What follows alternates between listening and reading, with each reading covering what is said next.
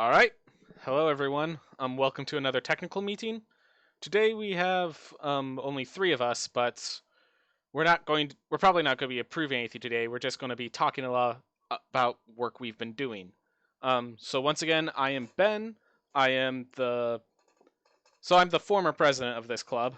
I generally speaking, I've been playing for about since 2012, and my opinion is generally valuable to the people, so that's why I'm still here.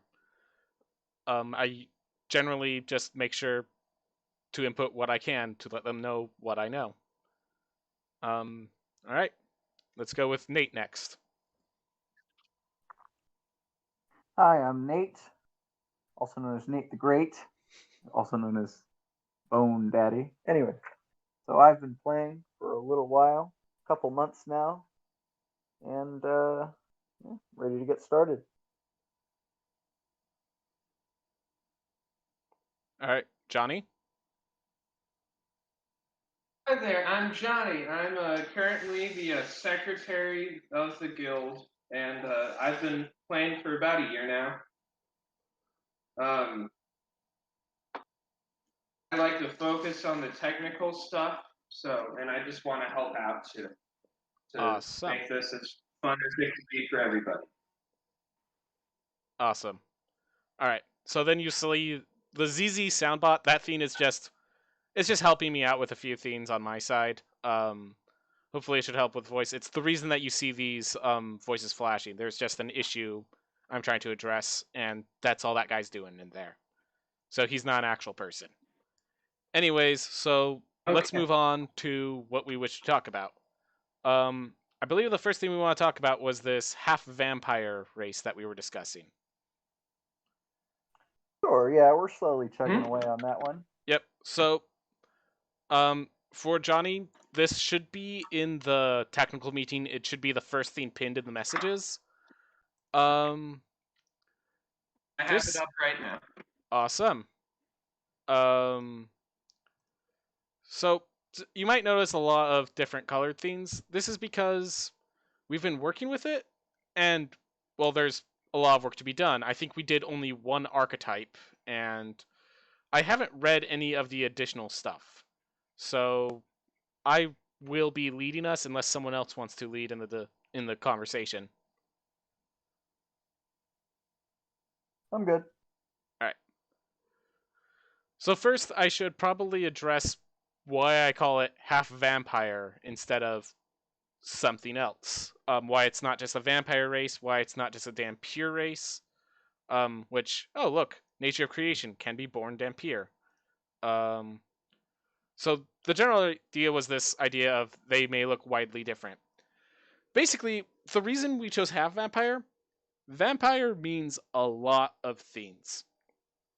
There is a lot of lore in vampires. There's a big difference between the Dracula vampires, the Nosferatu vampires. We just, if we wanted to get everything that makes a vampire, we would fail. Or we'd end up with such a edge case character. Like they would have like 15 weaknesses and then absurd strengths. It wouldn't feel like a 5th edition race. So we just said, hey, you're partially vampire, so your human side is preventing a bunch of these curses. And I know Dhampir.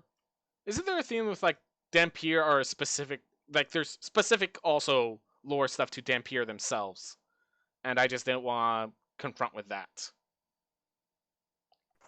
I think that's why we I'm chose not that. certain. I'm not certain. I know historically that a Dampier is born of a human, but I mean, there's a lot of strange, real world historical mythos. Like if your joints aren't born, if you're born with incorrect joints, it could be a sign of vampirism. So you could be a dampier. It's obviously it's a lot of old superstition, but going forward in modern fantasy, that's kind of the general consensus is that a dampier is a half vampire that is born, and that's kind of the only consistency that I can find among what they can do. But yeah, Okay, so maybe this could just be a Dampier race. For now, we're gonna keep it as is. We're already where we are now. If someone comes up and says, "Hey, Dampier mean this specifically. This feels not like a Dampier," we just want to avoid that. We're trying to be a vampire, and we don't want to go all the way vampire because that claiming that this is the only vampire is an issue, obviously. All right, so that's the idea of the nature of creation, and yeah, as long as we say can be a Dampier, I think we're good there. Mhm. Johnny, you have anything to say about that, or are you just listening in right now?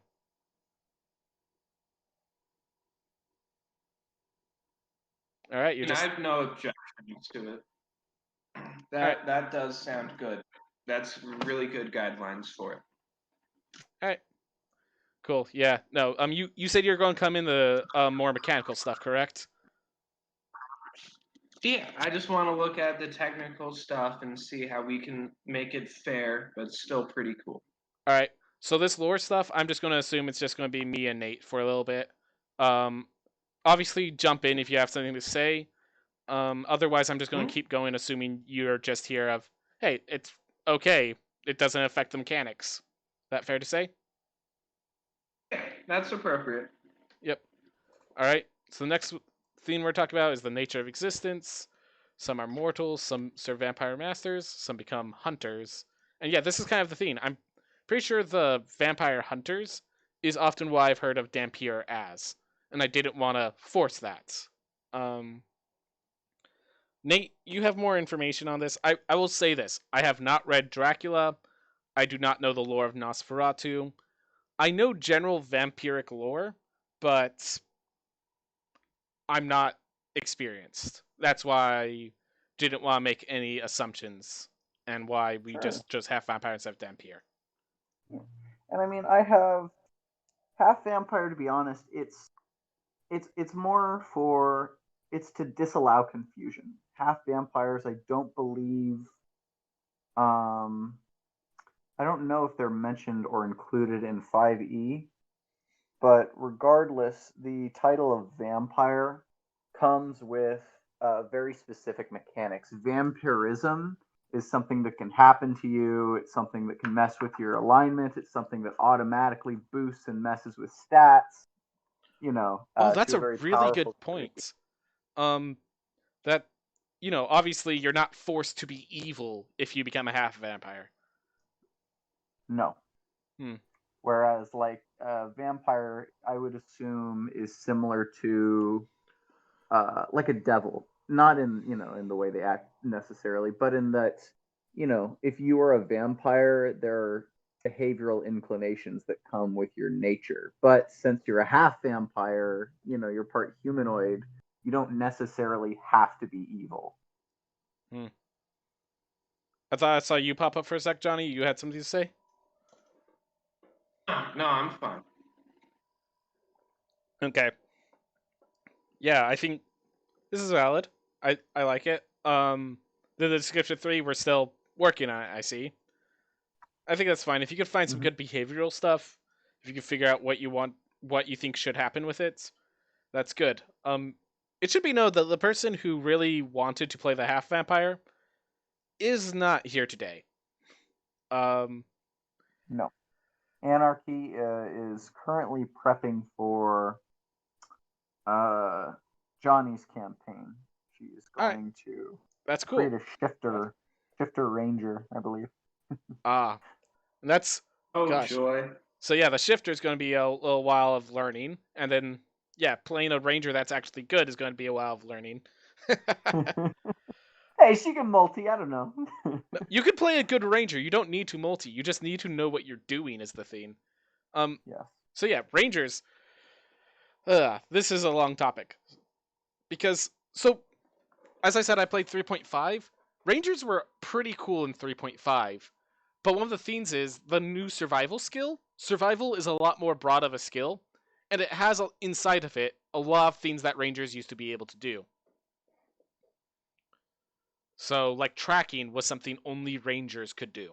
Now anyone with a good survival skill can hunt down the enemy. Hmm. In addition, the favored enemy, it wasn't just like you know more lore about them. It was you deal additional damage to them as well. You are actually they are your favorite enemy. You know how to take them out. Interesting. And that would offer a lot of different flavorful and effective ranger options where you could specialize in dealing damage to a specific type of enemy. You could be a specific kind of hunter, whether it's a fiend or a vampire hunter or whatever. Yeah, I understand why they didn't do it, but it is worth noting that they took that away from them and they didn't really add anything in return. Personally, I think the biggest flaw is that Rangers were kind of in between fighters and rogues, and a lot of things that make the rogue a strong skill-based class doesn't translate well into Ranger. Like where Rangers don't get expertise the way bards do. The only way they do is through their natural terrain, which means like if we want to stop the situational damage, why are we allowing these super situational skills of you're only expert you're only an expert in observance when in the forest or something like that. Yeah. Um like I said, I understand why they took away the situational combat damage output, like that stuff, but they then kept the situational skills. Like Rangers weren't situational skills. They had additional skills in specific situations. They were the fighter that in certain situations also become a rogue. In this, Yeah, but now they're like a bad fighter and a bad rogue and a bad yeah, um I don't know. I I think they wouldn't get some exactly passes. call them a bad fighter. Just they're just not. How do I explain it? Gosh, the only thing I could think of is Super Smash Bros. Because I'm interested in that, but not most people would understand that. Go for it. I understand. Go for it. All right, so it's the Lucina and Marth theme. So Marth is not a bad character, but when you look at how they built it in Smash Ultimate, Lucina's just better. Lucina's more consistent. The range of her sword is better. The tipper, I think the tipper is harder to hit in this game than in others. I just know that when I see a Marth being played, I don't see the tipper nearly as much as like in Melee or anything like that. Um, Hmm. so basically, it's not that Marth is a bad character. It's that Lucina exists, and Lucina's just a better Marth. Yeah, it's like why would you play Marth now that Lucina is out? I can't hear you properly, Johnny. Can you speak up? Or you can mute yourself. Okay, that's fine. But yeah, continue, Nate. Mm-hmm. Oh, I thought Yeah. you still had something to say. Oh, no. I was just looking at the scout subclass for rogues in Xanathar. You mean specifically the subclass that should have been belonged to the ranger? That literally just makes Yes, a yes. rogue what ranger was supposed to be. Yeah, exactly. My Gosh. God. Starting at third level, you can move half your speed as a reaction when an enemy ends its turn within 5 feet of you and not provoke an opportunity attack. That's pretty good. Yeah. Well, I just look at the thing above that, the extra proficiencies. You know, like how the scout should have how the ranger should have had extra proficiencies. It has one more than the fighter. That's it. That's all it gets. Mhm. Meanwhile, the rogue gets two more plus the thieves' tools plus the double expertise, and then another two expertise at sixth. Yeah. And you get nature and survival skills. Proficiency is doubled for any ability check using either of those. Like, if I wanted to be a rogue like character, why wouldn't I just be a scout? Or if I wanted to be a ranger like character, why wouldn't I just be a scout rogue? Yeah, basically that's the issue right now. Um, Mhm. the sca- uh, the thing is, Wizards of the Coast knows that there are issues with the Ranger as is. Um, the thing is, they're going into mechanical combat stuff. I don't like that. I like the roleplay centric. It's Recently they had some variations to the mechanics. What was it called? They had an Unearthed Arcana that was like either we're enhancing an ability or replacing an ability for each class specifically. That Unearthed Arcana was beautiful for the Ranger. Absolutely beautiful. I don't I don't Mm. like the Ranger Revised. I love that thing because like, oh, my fighting style, instead of choosing that, I'm a better druid. Like that was cool. Um the replacing the just only works in forests to oh, I'm always good at tough and rugged areas or I'm generally good at a skill. The expertise that I've been asking for. Like that was so good of them. Um I really like what they did with um the enhance the enhancements and replacements more than I liked the Ranger Revisited. Yeah.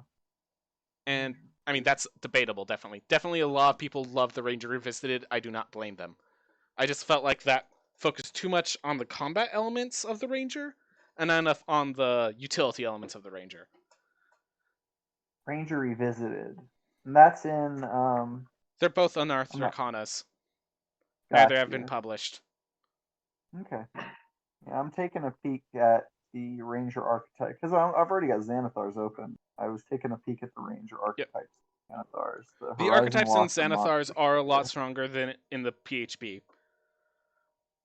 Mm. Mhm. Alright. They don't look too colorful. I don't know. They all kind of look similar. Yeah, they all.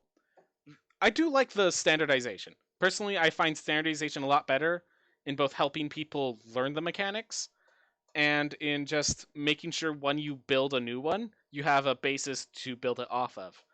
It Mm, helps maintain it also helps maintain balance as much as that matters. We'll discuss that more yeah. later because we have gone way off topic, by the way.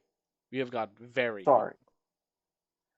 I Okay. It was a no, fun, productive conversation. I do love how productive that conversation is, but we haven't even got to the traits. So I do love All these right. conversations. I'm glad we had that conversation.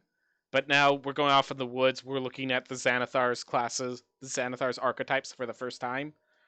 Um, Definitely going to be like we could go into the weeds for an hour on that topic because of how big the Ranger is as a discussion point, and we still have this in front of us. However, we do not have that kind of time. Technically we have all the time we want, but I mean, it's kind of rude to the people watching that there's this freaking, hey, I want to learn about this new race, and now I get to hear about the Ranger that I've heard about from hundreds of other people. Okay. All right. Also, Well, it's how going to take should a we little bit of continue? work for me to pull this down and bring the Unearthed Arcana out, and Mhm. I'd rather just. I have this up for a reason right now. Let's finish this topic first. Got it. Alright. Age. Will all have vampires inherit a Sorry, I need to drink some water. If you want to say it while I'm drinking. Certainly. While all half vampires inherit an unnaturally long lifespan from their vampire genes, the actual extent of that lifespan may vary wildly, ranging from a fairly large expansion of their mortal lifetime to effective immortality. Hmm. I would just add when they reach maturity. Okay. So yeah, I'm going to approve that, and then I'm just going to add in here. Um, they still reach maturity the same age as humans. Something like that. Does that look good? Okay. Yep. All right. Well, age is accounted for. Size. Have vampire vary in height and build. And similar in size to humans. Your size is medium. Yep. Nothing really needed. Speed. Base walking speed is 30 feet. Yep. Standard. And now we start getting into abilities. They're going to be mechanical. This is where Johnny might want to start. So let's go through them. So these first two abilities we need to speak together. So they have superior dark vision. So their dark vision is out to 120 feet. Might want to add the whole black and white shades, but this is good for now. Sunlight sensitivity. You have disadvantage on attack rolls and on wisdom perception checks that rely on sight when you, the target of your attack, or whatever you are trying to perceive, is in direct sunlight.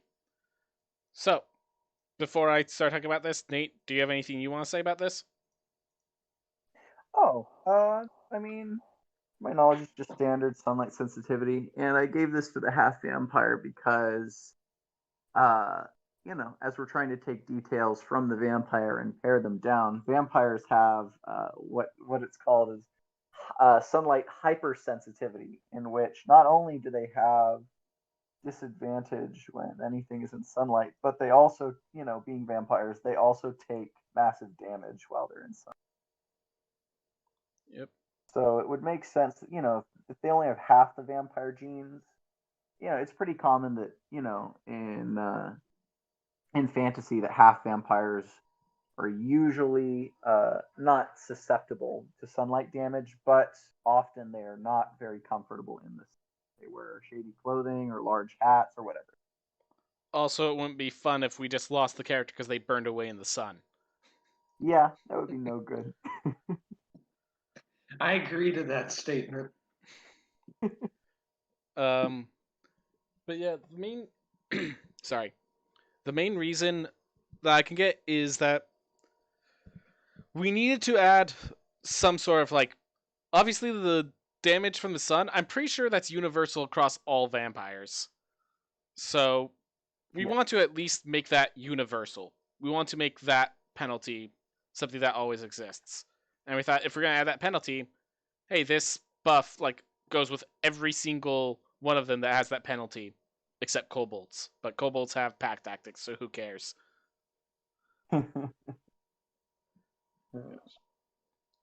right. So yeah, just general dark vision and sunlight sensitivity.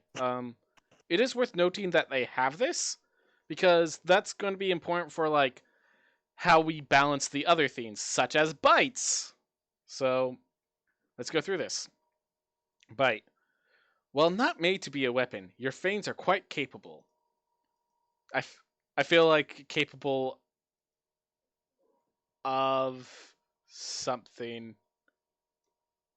I feel that was. This could be rephrased a bit, but right now that doesn't matter too much. You gain a bite attack. You can make in place of an unarmed strike, which you can make in place of an unarmed strike, which does 1d4 plus your strength modifier in damage. Unlike other natural attacks, you can only make this attack if your opponent is grappled, restrained, incapacitated, charmed, or willing. So I was around for building this part. Basically, we just the bite just goes into this draining bite ability later, but generally speaking, we just want to say, hey, this isn't like the Tabaxi. You don't just have this free attack whenever you want it. You actually have to work for it. The power of this isn't the bite; it's what comes with the bite. Yep. And just introducing the mechanic so that we can introduce more effects later, depending on different. Yeah.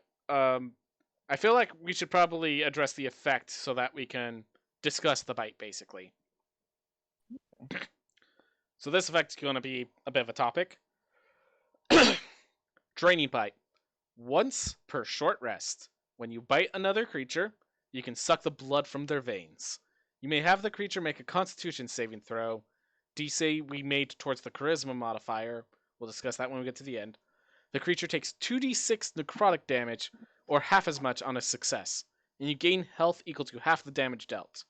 A willing creature can choose to fail the saving throw, and even allow the damage to be maximized. Then, also the damage increases to 3d6 at 5th, 4d6 at 11th, and 5d6 at 17th.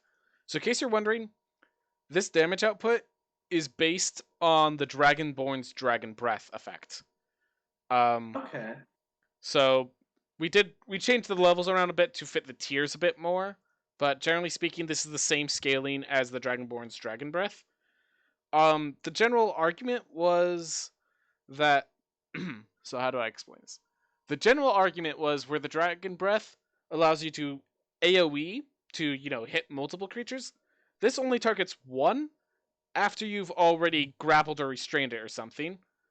Yeah, after they're incapacitated, Yeah. then you can make the attack.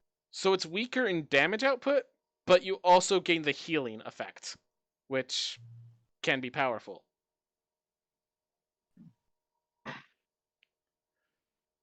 So the general argument was, yeah, that. Why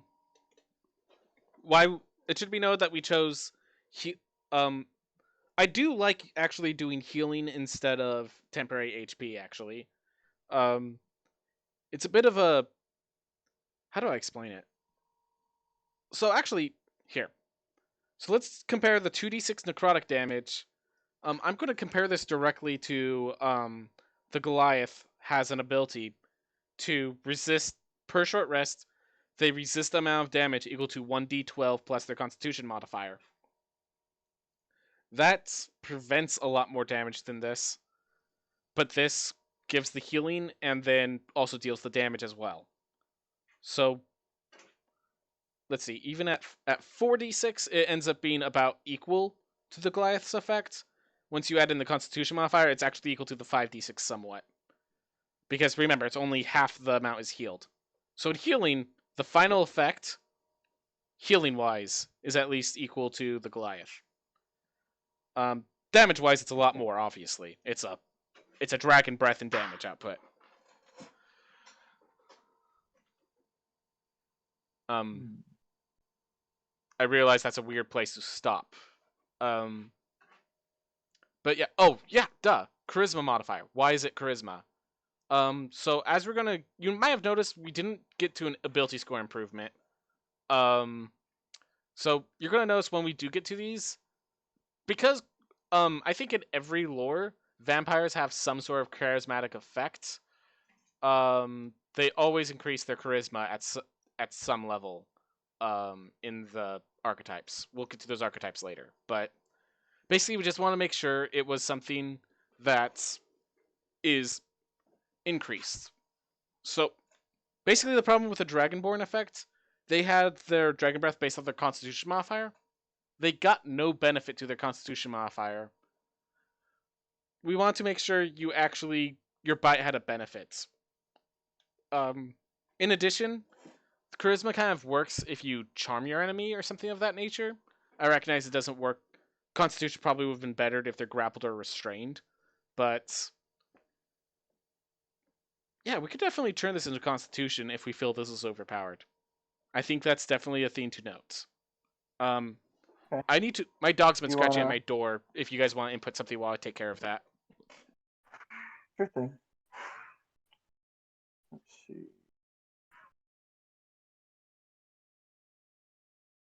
I'll just put a suggestion down.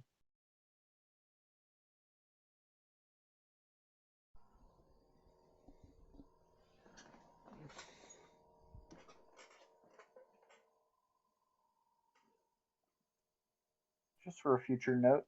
All right. We can consider it later. I see the suggestion. Yeah. When we finally finish, we're gonna have to decide, but this is not a complete class. There's a lot of work that still Certainly. needs to be done on it. So I'm okay Oh, just yes. leaving that as a suggestion right now. As Oh. am I. Okay. So, Johnny, do you like what we've done? Yeah. Anything you'd like to address? I like it so far. With the draining bite, it does look good, and it scales pretty well based on what I've heard and what I'm looking at right now too. Yeah. But I guess an interesting part of it.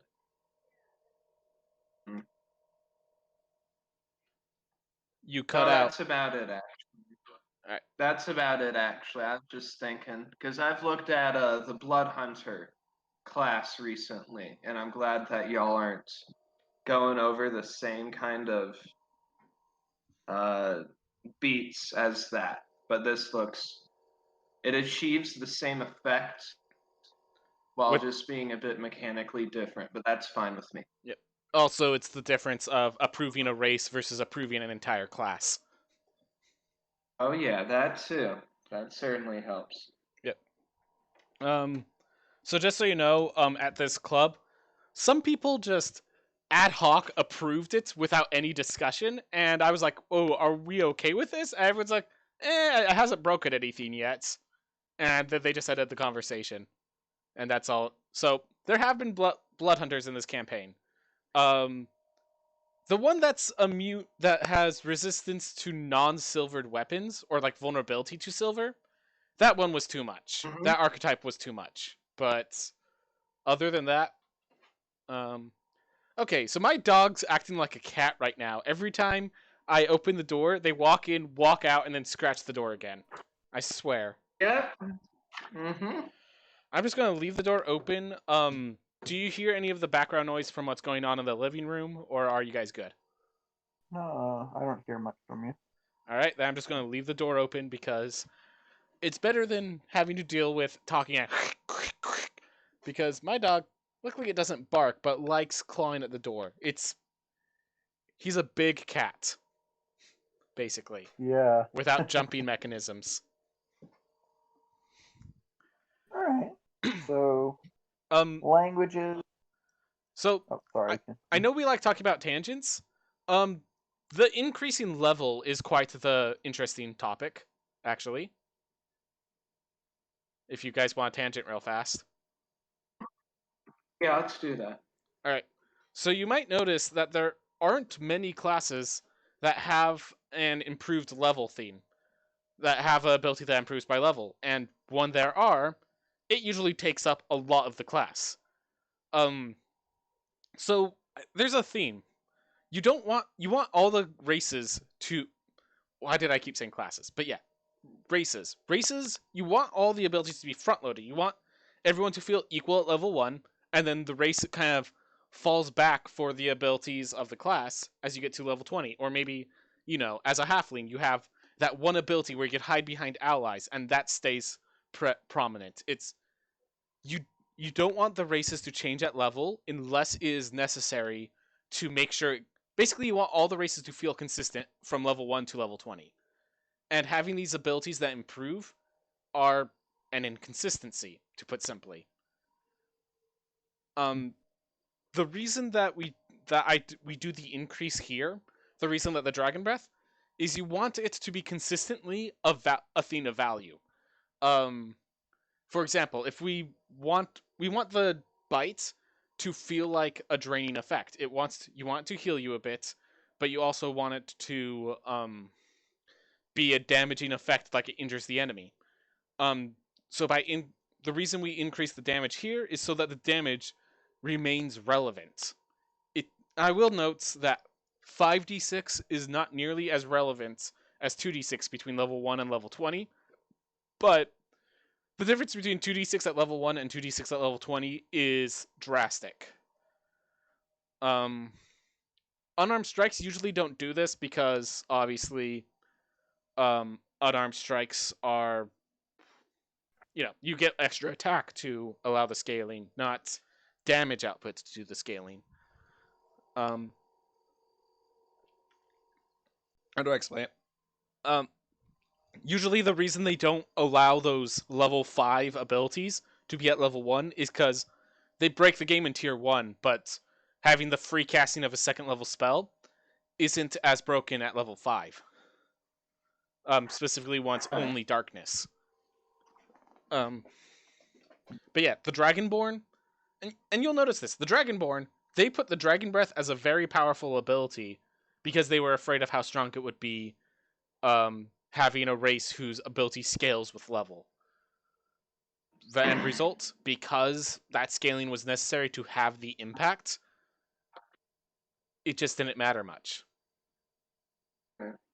So the main thing I'm worried about here is just that the healing ends up.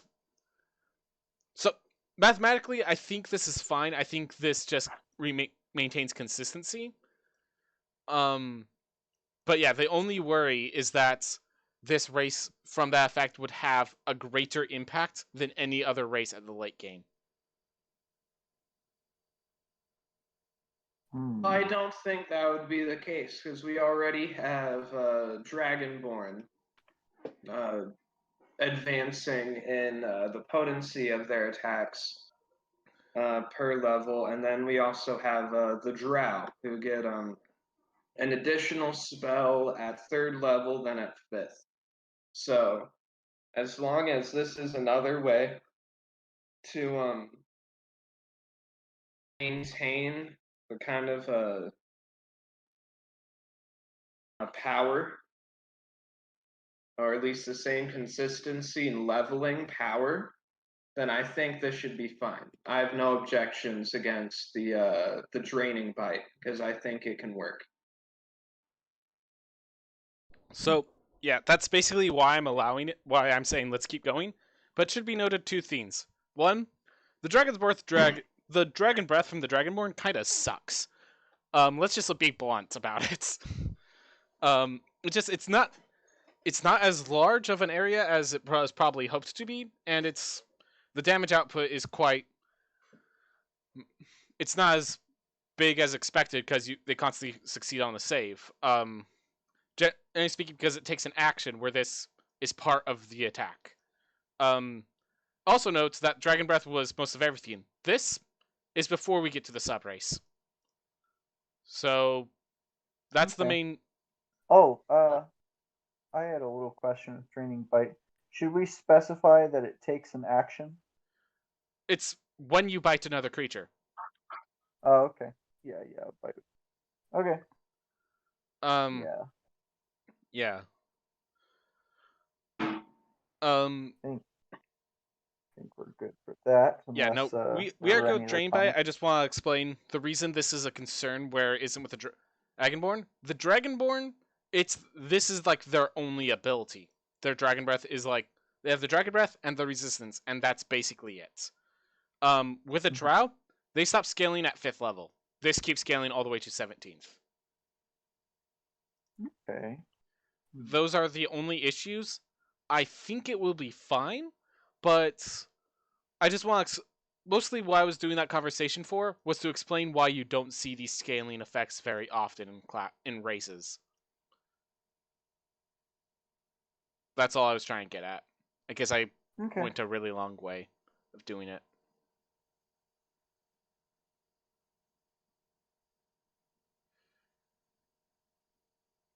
All right. Sorry about that tangent. Are we ready to move on? Yes. Except for this small spelling error. Well, sure. Even allow the damage to be maximized. But it was just Eve allow? Like, did we? Oh. It was just evil. Yeah, that was it. So. Oh. What the heck? It just became 2 ends on my side. Oh. There we go. All right, let's not touch it. Okay, good. Onward and upward. Yep. All right. Languages. Basically, you can speak, read, and write in common and 1 extra language of your choice. Basically, it's just you get 2 language. Every race gets 2 languages. This is the same thing that humans get. Yep. Any claims? Any objections? Is there a specific language that you think vampires should have? No. In the manual and in other places, vampires don't possess a vampire language. Yeah. Yep. Okay. All right. So here was the effect. I was having problems phrasing this, but I'll read through it and then I'll explain what's going on. So, blood purity. When you choose this race, you may decide if your vampire side has more potency or your human side. If you choose the vampire purity, you gain an additional benefit, but also gain a curse to go with it. The exact curse and benefit is decided by your subrace. If you choose human purity, you do not gain these benefits, but you don't gain the penalties either. Half vampires with greater humanoid purity. I do like humanoid purity, just for the way the game works. Even Yeah, we'll even talk though we about it right assume after. it's half human, half vampire, humanoid purity is probably a better phrasing. Well, actually, hmm, Well, humanoid versus I had a little question about that.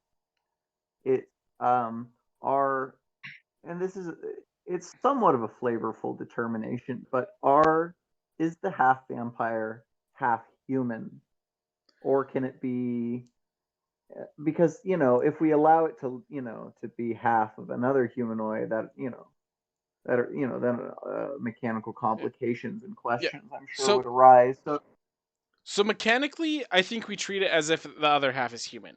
Flavorfully, there's no reason it couldn't be like half dwarf or anything like that. Oh, perfect. The reason we're doing mechanically, we're treating it as human because humans have very basic, you know, like they lose. yeah, Like it's like, oh, this guy has a strength score of 2, and like let's take the half orc for example. We have the um half orcs are stronger than humans, but then they're not as smart or something. Well, humans we have this plus bonus to everything. We flatten out the intelligence. We ump up the strength. It's basically humans are such basic. I'm trying to let's not use that for the phrase that was in my head, but they're such a basic character. They're such a simple. They have a little in everything and nothing more. That when you do half human, half something else, basically it just takes the edge off of that something else. So flavorfully, yeah, no issue with it being a half dwarf, half vampire. But mechanically, suddenly the half dwarf versus the half human is a difference in durability, damage resistances, a difference in stone cunning, weapon proficiency, and it's just like, or we could just do, hey, base stats. So mechanically, we treat it as if it's human. Flavorfully, it could be something else. So yeah. I was just thinking a half vampire with tiefling horns would look freaking awesome. yep. And so Okay. I got to thinking, or a dwarf, that would be pretty funny. And I was like, wait a minute, this is human. Like, is it a human? What should we? And so I just threw the suggestion there so that I would be reminded to talk about it come this technical meeting.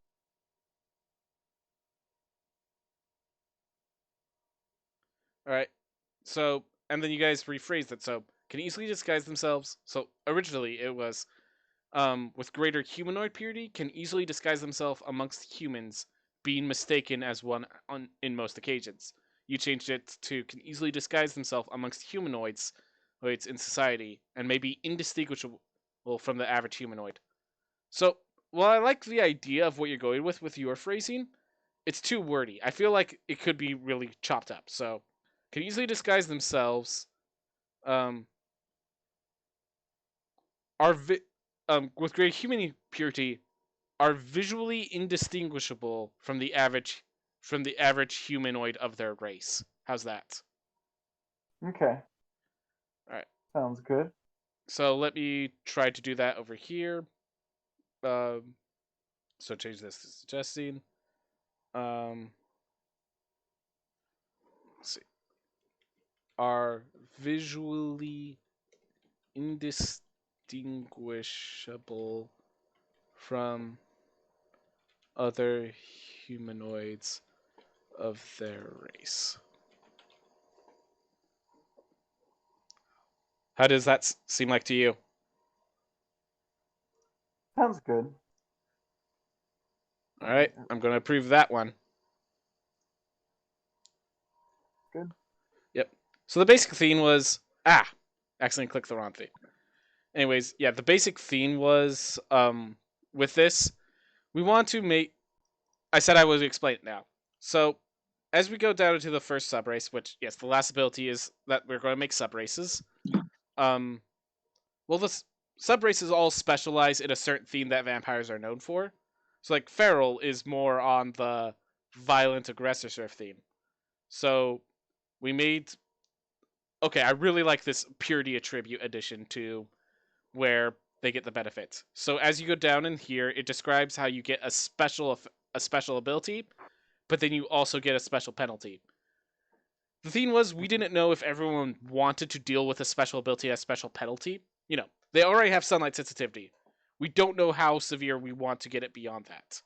So definitely it's fun to have, the issue of I need to drink blood or I cannot enter a home without permission. That sort of stuff is fun, but we didn't want to force that on people.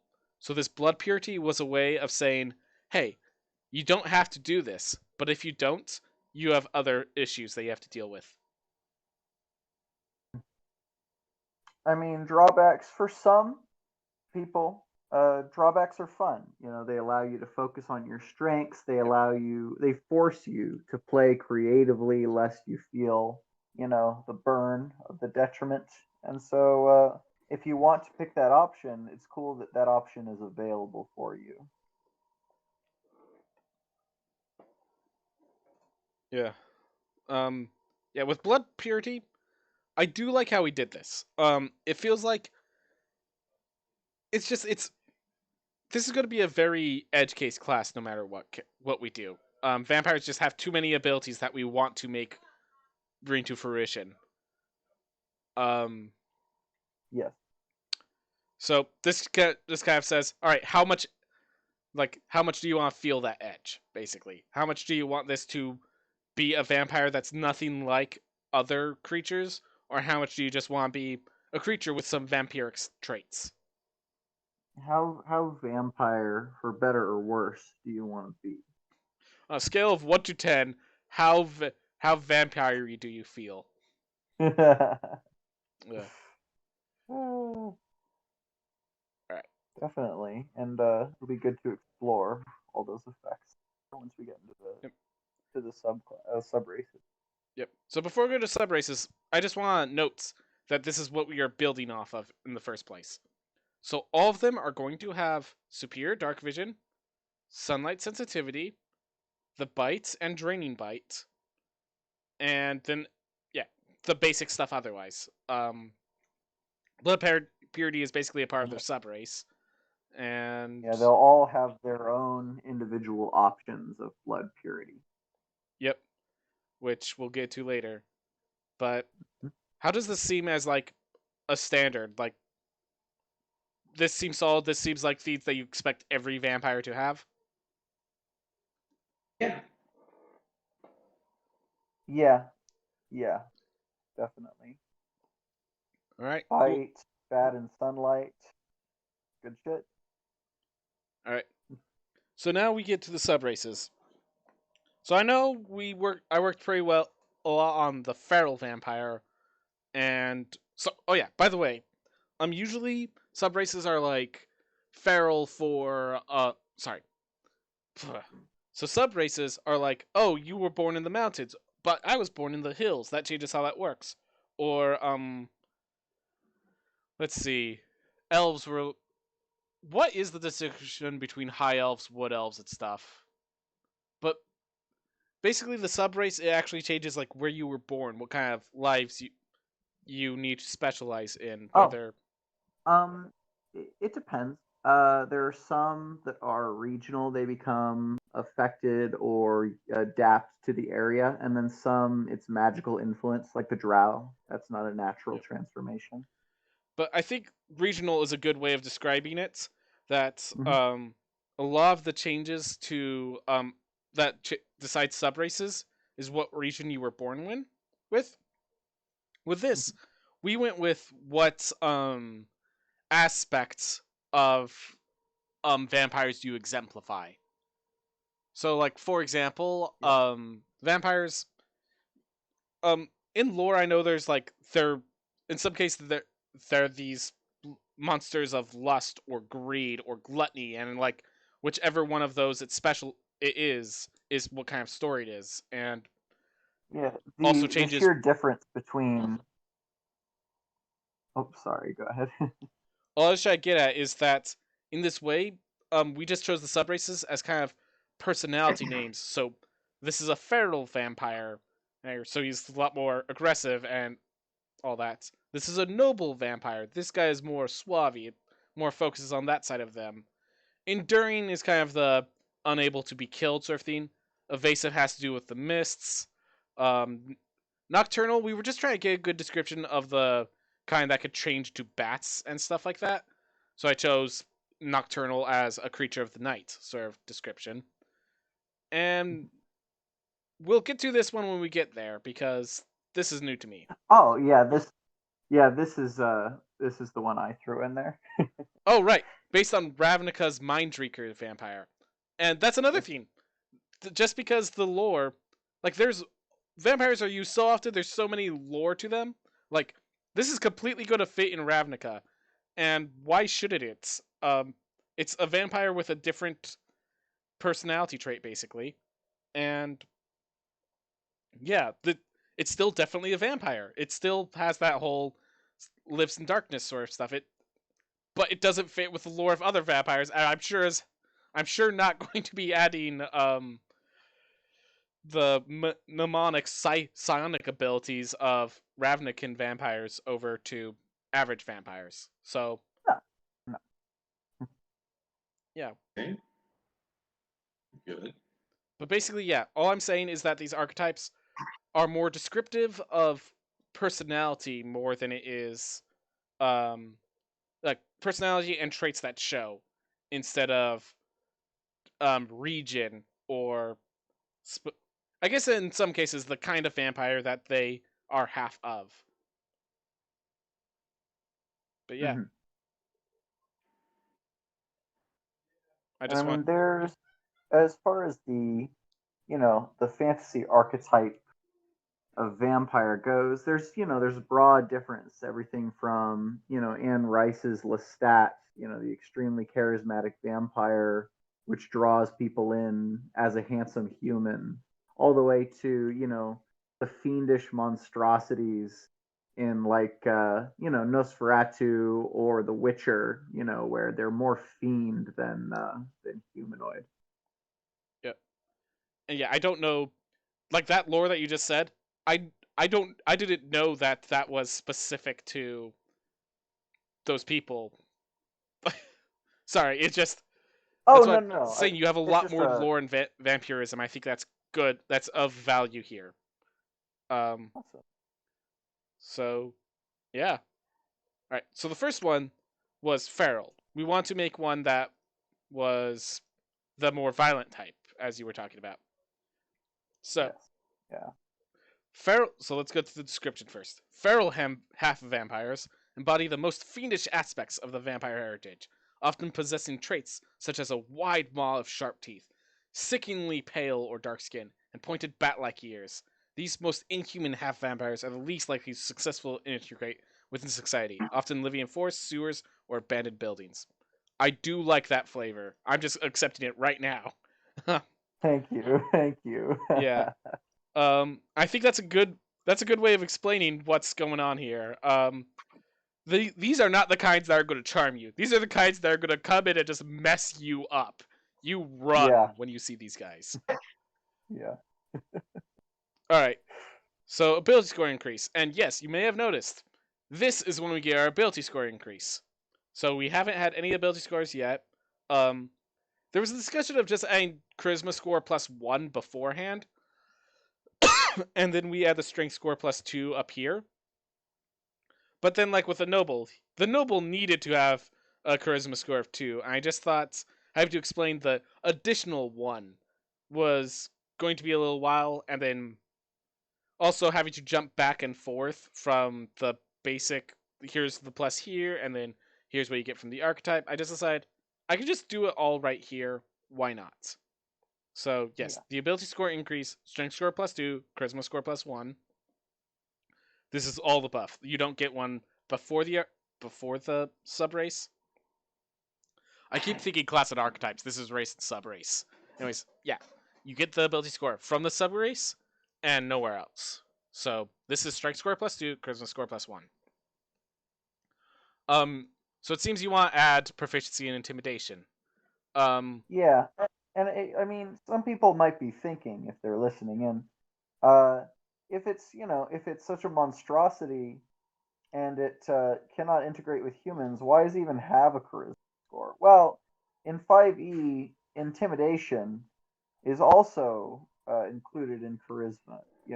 If you're very charismatic, it doesn't, but you don't have proficiency in performance or persuasion, you can focus on intimidation. And that goes along with the theme that vampires, one way or another, have charisma, whether it's because they're terrifying or seductive or whatever it is. The f- Charisma factors into every vampire. the phrase I use is presence. Yes. It should be noted that there was a discussion about making this constitution a +1 to constitution. I just didn't want these. I wanted these to feel distinct from like orcs, you know? Exactly. Gosh, but is it distinct from Dragonborn now? It's distinct. Don't worry. Yep. Uh, with the handy addition of our additional attributes to this, Yep. very different. So I'm thinking I am going to approve this, but I want to read through all the abilities and see if it's necessary. Okay. So Blood Gorger. So now because of that huge feigned maw, your bite attack is a D6 plus your strength instead of a D4. Yeah, and it is strength instead of constitution for this guy. Yeah. So we changed the DC to be equal to this plus your strength modifier instead, and you deal additional 1d6 necrotic damage with it. Okay. So now that I'm looking back at this, adding this additional 1d6 necrotic damage might not be the best idea. We may wish to just make this bite attack even more threatening. Yeah, I mean, yeah, you could honestly exercise the additional necrotic damage. We're already because because this race, these half vampires have so many abilities. It's I mean, it's really not too necessary to add that much more details if we can help it. And besides, just flavorfully speaking, I don't know if it would make much sense to increase the necrotic damage if the big difference for the feral is physical power, that physical deadly kind of thing, not necessarily more in necrotic or magical efficacy. So, yeah, I want to explain why I'm thinking we just change. We would. So, here, I'll make a suggestion of it. So, Mm-hmm. why I'm thinking we might just end the sentence here and change this D6 to a D8. Or actually, gosh, is it okay with a D6? But anyways, I, I I think so. yeah. So I'm gonna address this real fast. So, first of all, why do I not like the additional 1d6 necrotic damage with it? Well, yeah, you might say, yeah, with the scaling, that's fine. At 17th level, 66, that feels potent but not very strong still at 20th level. Well, at first level, having a bite attack that deals a vampiric touch and damage of 3d6s, um, that's a lot. That's a burning hands. That's the spell. You get 2 of those spell slots per day, and you're doing it per short rest. Yeah. It's the warlock's class ability on a stick because of your race. I mean, it is a little different. They do have to be some kind of incapacitated, but still very strong for a starting ability and short rest. Yeah, yeah, I do recognize that they have to grapple, but this is the strength. This is the strength-based one. This is the one that can grapple. Yes, exactly. Um. So I think that D6 of necrotic damage addition. I think that's a little much. I think just the difference is at level 1 that 3d6s is a lot. I recognize as we start scaling up to like level 11 and stuff, you're already falling down, but yeah, level 1 I think it's a little much, and we're already making it stronger by saying, hey, you can make the save DC your main stat of Yeah. what you're doing here. So Mm-hmm. yeah, let's start. Yeah, I would approve of that. All right. We'll So we're find reducing that here, and that probably leaves more room for now. That probably leaves room for horrific visage to be added later. Mhm. So it should be known with this D6. This is equivalent to the unarmed strikes according to the grappler feats, or the fighting style grappler that they had in that Unearthed Arcana. So I think this is solid damage. I'm trying to think. How impactful is a D6 to a D8? What's your opinion, Nate? I want to hear your opinion before I try it. fairly early on, definitely. You know, that extra point of damage can kill something that you're fighting at level 1 or level 2 or level 3. It is Hmm. basically having a long sword equipped while having a hand free to grapple. It's Yeah. Oh, And Johnny, you were talking? it's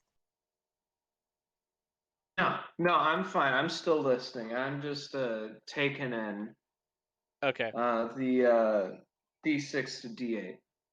uh, what I was thinking is because the thing is, this affects the bite attack. It does not affect the necrotic damage. Yeah. You can No. make the bite.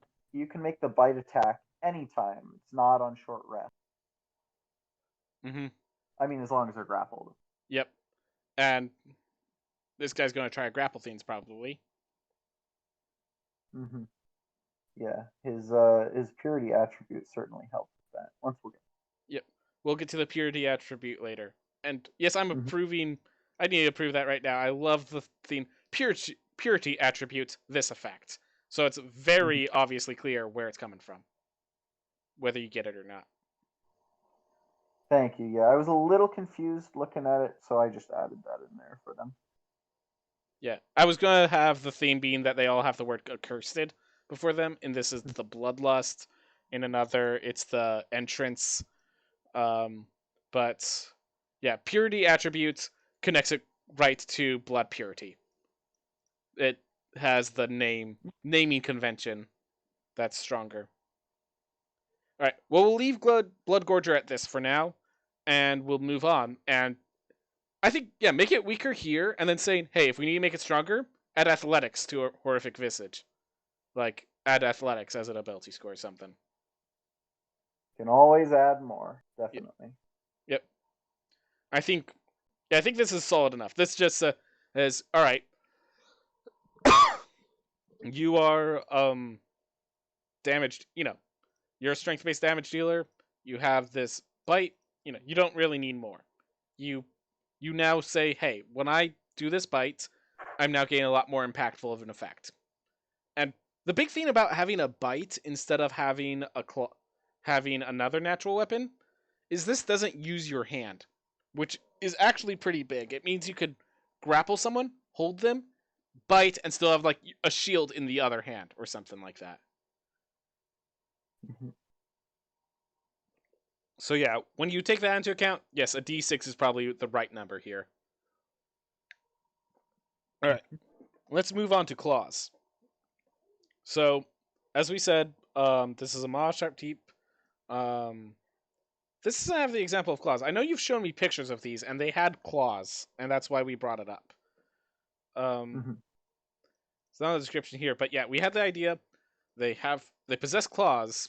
Um, Basically, this is just the Tabaxi theme. They should be able to use strength or dex, but this is a strength-based class. I'd be shocked if someone used dex with these claws. Um, Mhm. the reason for these claws was we were going to have, as long as you have at least one hand free, you gain a climbing speed equal to your walking speed. This is the whole. These two together basically make the idea of the vampires crawling across the walls. Like, this thing's a terrifying monster that's just climbing out after you. Um, if you want, I thought I heard someone wanting to input. No. No, you're fine. I'm just picturing it. Yeah. I wish I had a You're picture I fine. could just pull up right now. I probably could search one up, but apologies, I didn't come prepared with that. Um, It's okay. I threw a couple in the. I know I threw a couple in the technical meeting chat last time. I should have thrown that in work. all right. Well, anyways, I'm sure the image of like you just like what's it? You look into a cave and there's just like humanoid bodies staring down at you with their red eyes, and just the idea of using your claws to kind of give you a climbing speed was the idea. Um, so let's first look at this without the purity attribute. Let's look at this now as a whole. If you chose blood purity humanoid and you went feral, so as a whole, It's kind of it's kind of ironic. You can only be so human if you pick feral, even if you pick human purity. yep. No, that's the point. Feral is supposed to be the most. Oh God, what is this thing? Yep. So you have the superior dark vision and sunlight sensitivity. Um, are quite lethal. Okay, I like that rephrasing. Quite lethal. Thank you. Because I was saying that's something we might want to address later. Good catch. Mm-hmm. All right. So they have superior dark vision, sunlight sensitivity. They have the bite and draining bites. The bite is a D6. The draining bite uses your strength. They are strength +2, charisma +1, and they have claws and climbing claws.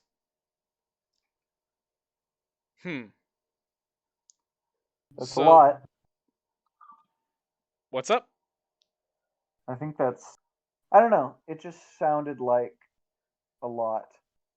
It's a lot of Like. small ability. Like it's a lot of abilities, but connect them together. So we have the dark vision and sunlight sensitivity. I would actually put this as a slight penalty to regular dark vision. So this is slightly below dark vision here. This is definitely a powerful effect. Um, I'm just going to tie in the other ability, which makes it a powerful effect. Um, but yeah, once you tie in the ability, it's sunlight sensitivity, bite, and claws. That's it. And when you take into account that claws kind of um interacts with bite, like they're counterintuitive. One you want to do one or the other, basically. They don't mesh well. You basically just it's climbing speed. So it's climbing speed, natural attack, the the dark vision effect, and the drain blood. That's actually Mm-hmm. so when I think about that, I feel like there is room for minor abilities. There's definitely no more room for major abilities without a penalty, which we'll get to. But if you chose Mm-hmm. humanoid version of this, I feel like they could really use that one more ability. The proficiencies is going to be useful. Mm-hmm. Yeah, I was thinking that as well. That really appealed to me mechanically, as well as flavorfully. They have feral half vampire. It does make sense they would have proficiency in intimidation just by being themselves. Oh. But also, yeah, it seemed to fit Half orcs well. have the same proficiency, so yeah, it total makes sense. Mm-hmm. Johnny, any opinions? All right, great opinion. Anyways, so now that we have that, let's look at the purity attributes. And so the penalty here, I'm trying to make it as consistent to the penalty is equal to the benefit, but that's sometimes hard, especially when the penalty spoiler, the penalty is the fact that you have to keep feeding. If you have a party that's just okay with you feeding, this kind of becomes not much of a penalty. So since the penalty is situational, the benefit's also kind of situational. I So, mean, you have to hurt them, right? You have to but if you hurt just them in drink order to before, feed. you just need to do it before a long rest. So if you just drink their blood as you guys are taking the going to bed. So let's get to the ability. So your desire for blood leads you deeper into the fray, charging recklessly towards your enemies.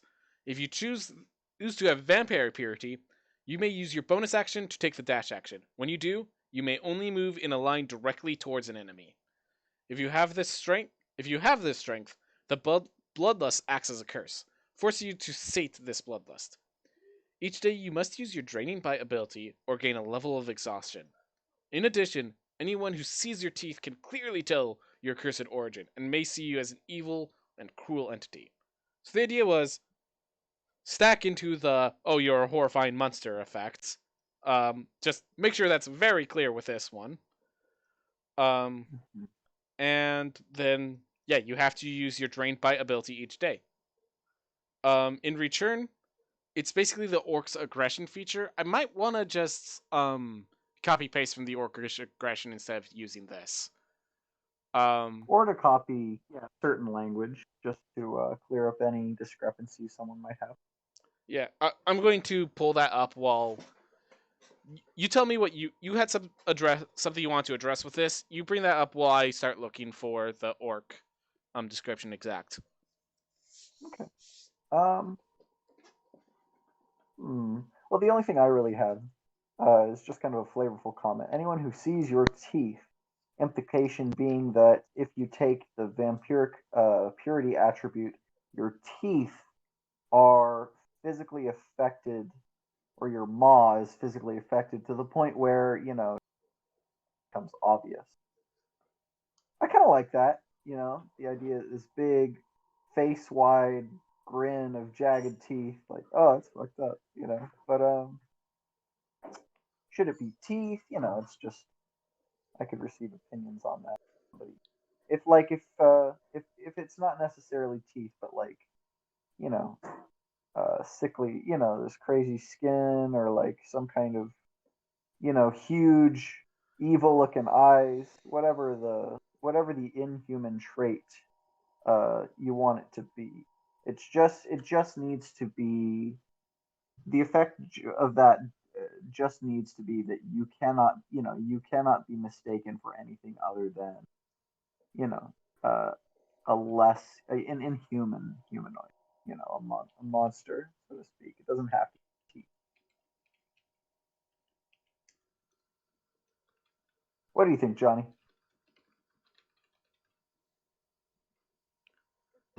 Really quick, what do you think of the different phrasing? Oh, That looks good. It does make it slightly stronger because you don't have to move in a straight line, but I think that's the point. mm-hmm. All right. Yeah, that makes sense. Because like, what if they're above? It's less confusing. There we go. And right. Returning to what Nate was talking about, Yep. I definitely think that the whole last sentence on the accursed bloodlust thing, I think that's good. That really substantiates kind of an additional challenge, as it were, to the feral vampires. Yeah. So that's good. Yeah. Do take the I notes that you can wear a mask to cover your face, but then also ask the question, why is this guy always wearing a mask? Yeah, it arouses suspicion.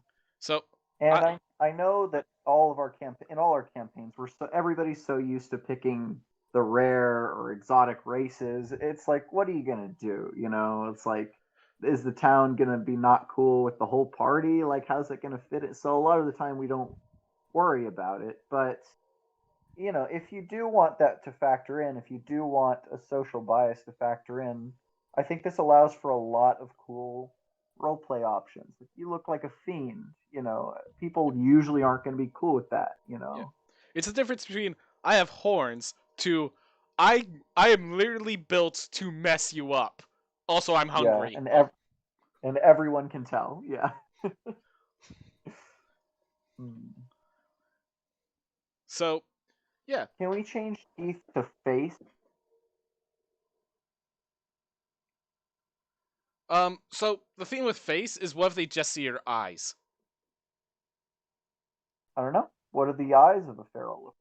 Well, I think that's the question of we'd have to think of the description. How is it obvious you're cursed just because of like your eyes or your nose. Let's say your nose is sticking out. Is that going to be like, oh god, look at that nose! It's a perfect triangle! He's accursed! Maybe they don't have a nose, and it's just the two holes. I could think of lots of really weird, cool ways a feral could look. And that's the thing. But There's It's a like lot of me cool in ways to real do life, it. man. And because of that, I don't want it to be too specific. I just want it to be obvious that anyone who sees your visage, it's apparent to them that you're more monstrosity than human. Your visage. How can we phrase this? I do like the idea that it's a part of your visage that if they see, they get terrified of. I'm just trying to figure out who clearly sees your visage. Something like that. Mm-hmm. Yes. Yeah.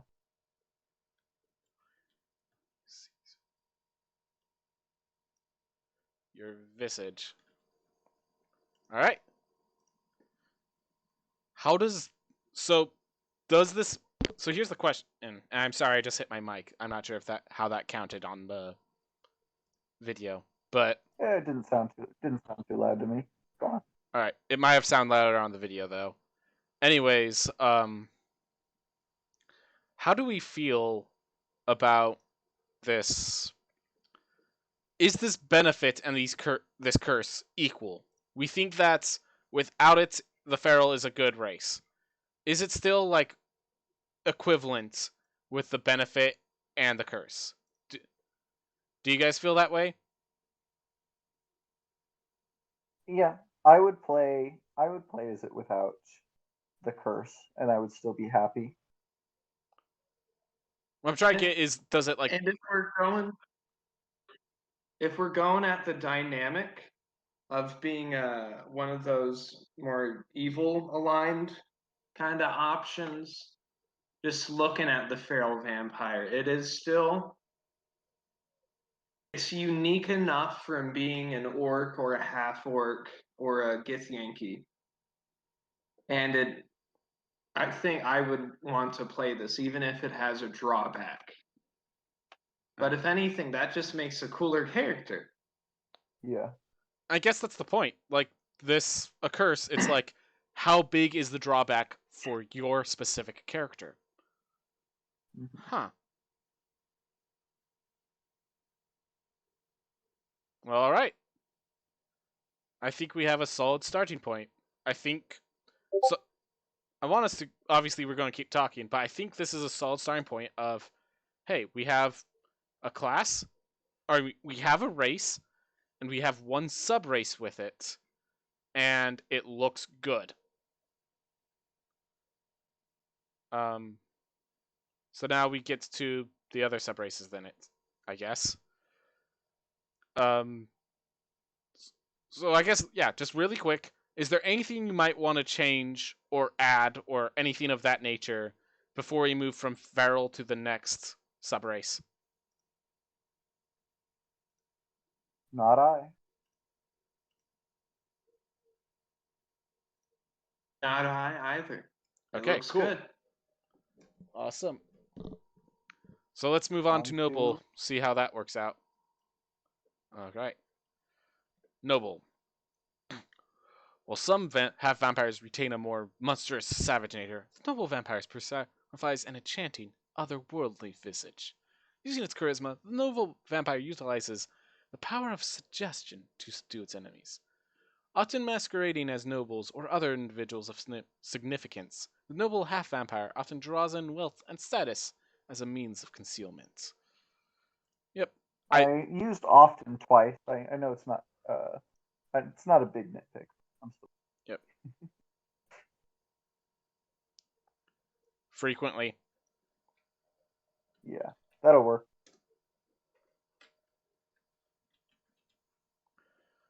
Yeah. Nope.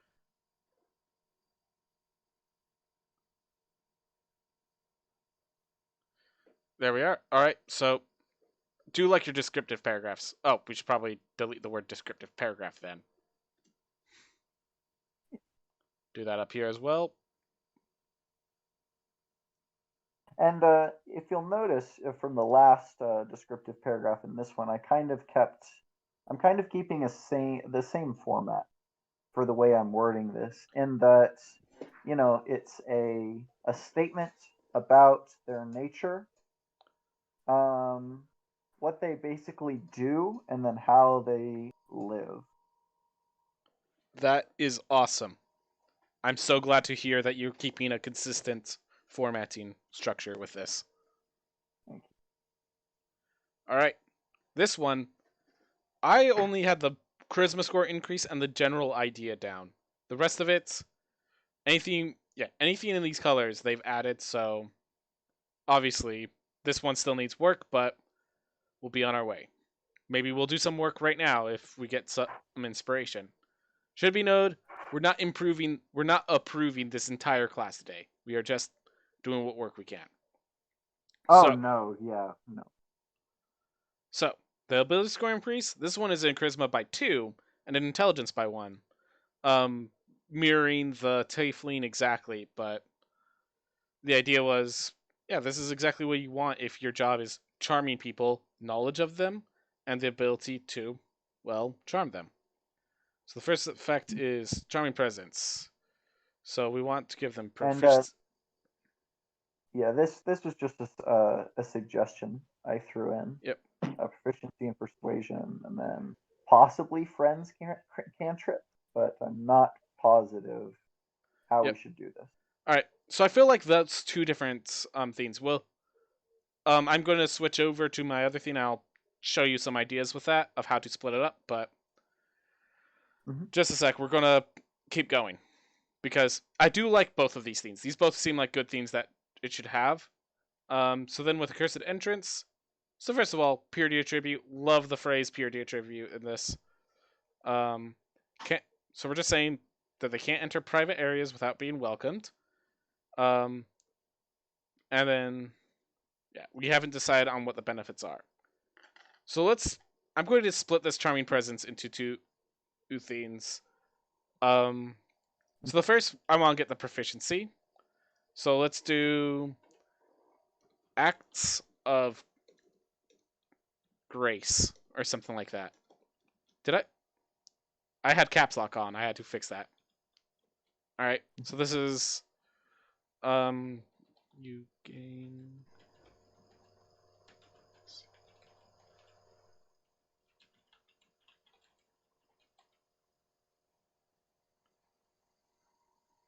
something like that. I'm gonna pull up race for an example to get the exact wording. We could also base it off of the wording for above. Feral, how their proficiency in intimidation is worded, I suppose. Yeah. Feral vampires have proficiency in intimidation. Yeah.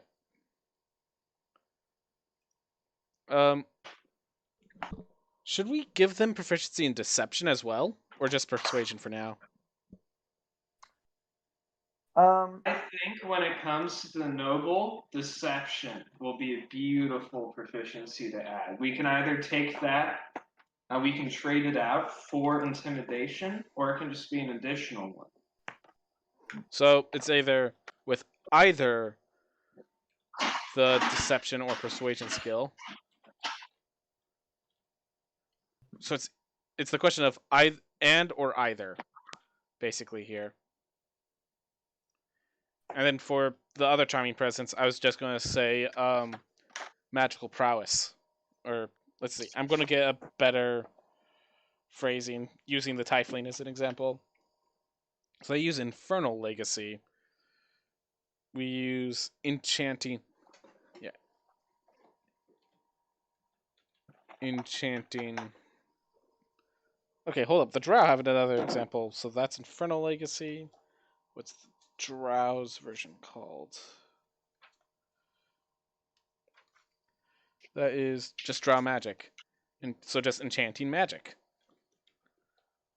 So then you know the friends cantrip. I'm just gonna go I'm actually gonna go all out for now because we don't have anything other than the ability score put out here right now. So I'm gonna just try to give them everything, you know. Go for it. So first, you know the cantrip, and then I'm gonna just base it off of one of these. So then, when you reach 3rd level,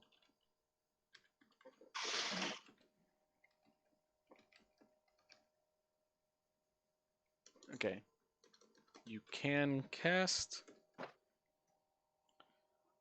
the, and then, oh yeah, by the way, these are italicized, so Control I.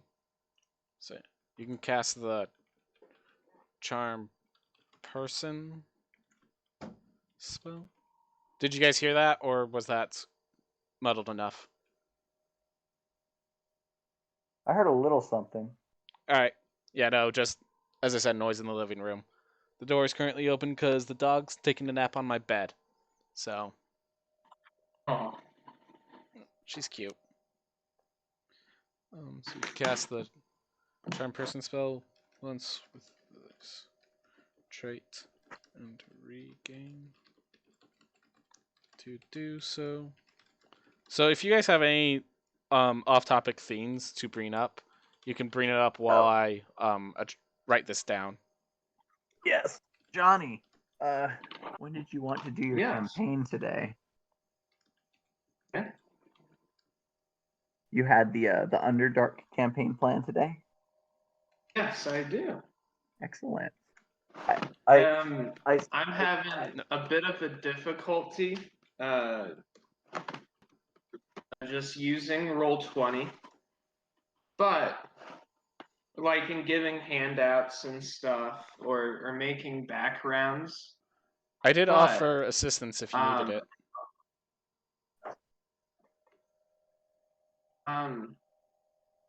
I'd really appreciate that, but since we're gonna start it up after the technical meeting, I think I'll wait a little bit and then try and use your help. All right. So do you already know how the rolling works on that? Not quite. /R, like we get a... then like D20 plus modifier. Yeah, okay, I see it now. Yeah, the / then a letter is a good tool. Learning all the different / letters is useful. So if you do /R, you obviously roll for everyone to see. If you use /GR, that's a roll that only you see as the dungeon master. And if anyone else uses /GR, only you and them can see. Huh. Okay, I might have to look at that. The last one is /W. Then you press a space, and it will usually give you a list of all the other people in the group. /W allows you to whisper to another player, so only they see it and you. Good. On that in mind, I think I can make a pretty good introduction to it, at least.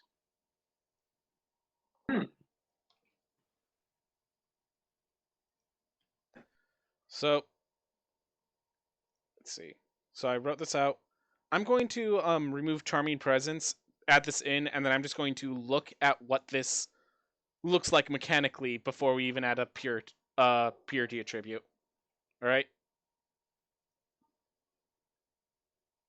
Okay. Yeah. Apologies, it's a little loud. Yep. Because noise isn't an issue I had recently. Oh, what did I...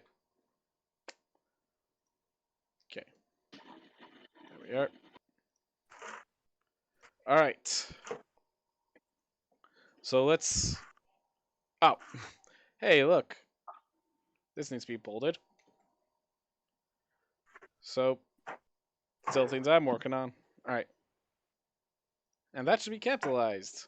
Anyways, so let's look at the Drow as an actual really good comparison, because they also have superior dark vision and sunlight sensitivity. So the Drow has Dex +1, so Dex +1, Charisma +2. This guy has Charisma +2, Intelligence +1. So just what's more important to you? Also, Intelligence is technically on the average level. Charisma plus Intelligence is a bad skill combo on the general level. Not always, but yeah. Just basically, Intelligence is for wizards, and wizards usually just want raw intelligence and then either Constitution or Dexterity to keep them safe. So whenever you see Intelligence, We what was that? Yeah, I agree with that. That sounds good. I mean, that would be fun. I mean, Tiefling's my favorite, and I've never had too much problem with their ability score increases. Yeah. Intelligence is fun. Yeah, Intelligence is fine. Plus, I'm you not want saying an it's. intelligent I'm fellow. just saying, like, power-wise, Dex plus Charisma is more potent than Charisma plus Intelligence, just slightly. All right. Yeah. So ability score increase. Oh no, never mind. Go ahead. Yeah. Apologies. All right. So let's run through it. So ability score increase. Slight bonus to the elves. Speed is same. Dark vision has the same effect.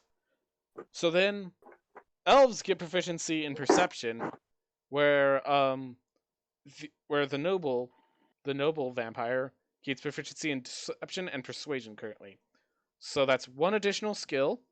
That being said, these skills do a similar thing, and perception is one that basically any class, any character wants proficiency with most of the time. So, I will say that's still an edge to the noble, but it's a lot closer than it might look.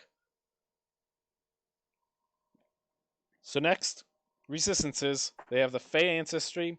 They have the trance. That's two more edges that push the Drow a little higher. Let's compare that to gaining the bite. The situational bite. The draining bite, though. Not sure how the draining bite balances into this. So if you look at And it, again, it doesn't have to be exact, you know. yeah, no, it so to doesn't have to speak. be exact. I'm just trying to get some comparisons. So Mhm. enchanting magic is about comparable to drow magic, correct? Let's see. Dancing lights. Fairy fire is huge. Darkness is pretty common. Yeah. So the magic is equal. So the magic is equivalent.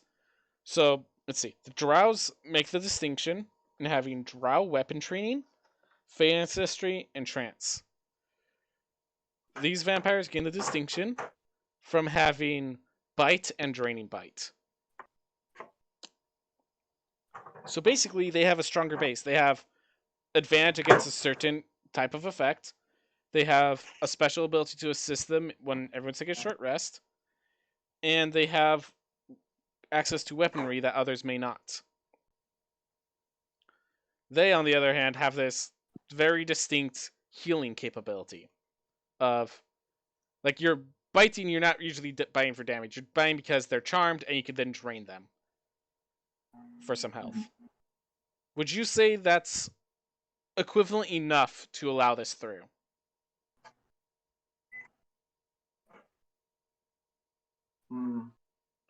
I would say most definitely. But Johnny, I know you're better with the mechanics than me. I'm really not better at mechanics, if we're being real here. But, Okay. but I feel like I have, I don't know, as somebody who really likes playing Drow, I think that generally like works out. I didn't get like I can definitely see getting a kind of vibe that you're wanting as a noble vampire from having these spells. That, and they're still arranged like the dark elves, so that it's a whatever level spell once a long rest. So you can bring that in as your clutch or something, and then you have to rely on the spells you get or don't get from your class. So I think that gives enough flavor for the noble vampires without kind of making it glyphs. Yeah. As for the whole balance thing, so I'm usually the one more informed on mechanics, and even I'm like, balance, precision, it doesn't really happen. So hopefully this is close enough. We'll figure out when we play, but I think this is solid enough to be kept as is for now. All right. The question is then, what is the benefit we want for the having to be so the cursed entrance? Basically, I have an idea for what I want the curse to be. Um, so the curse is basically going to be that if you're not welcomed in and you enter, you are treated as if you're in the poisoned condition, which and people have advantage on saving throws against your effects you cause.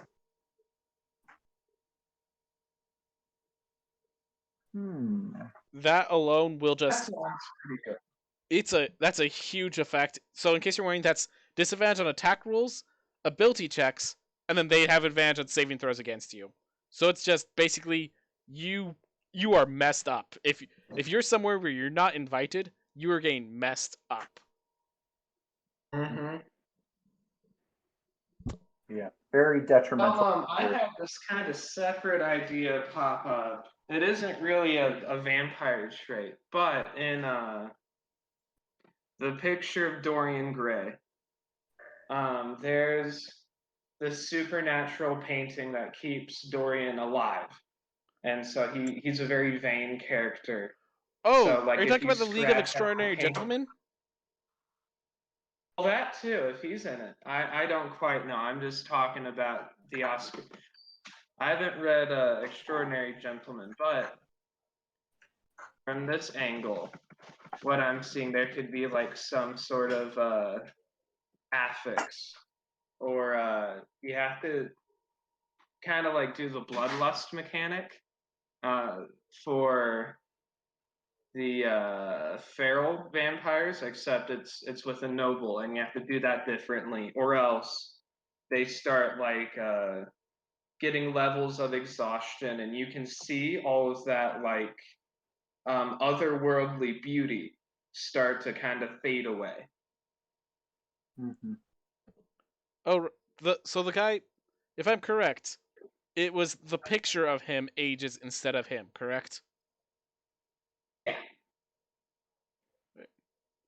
Hmm. So here's the thing. I definitely think that's a cool effect.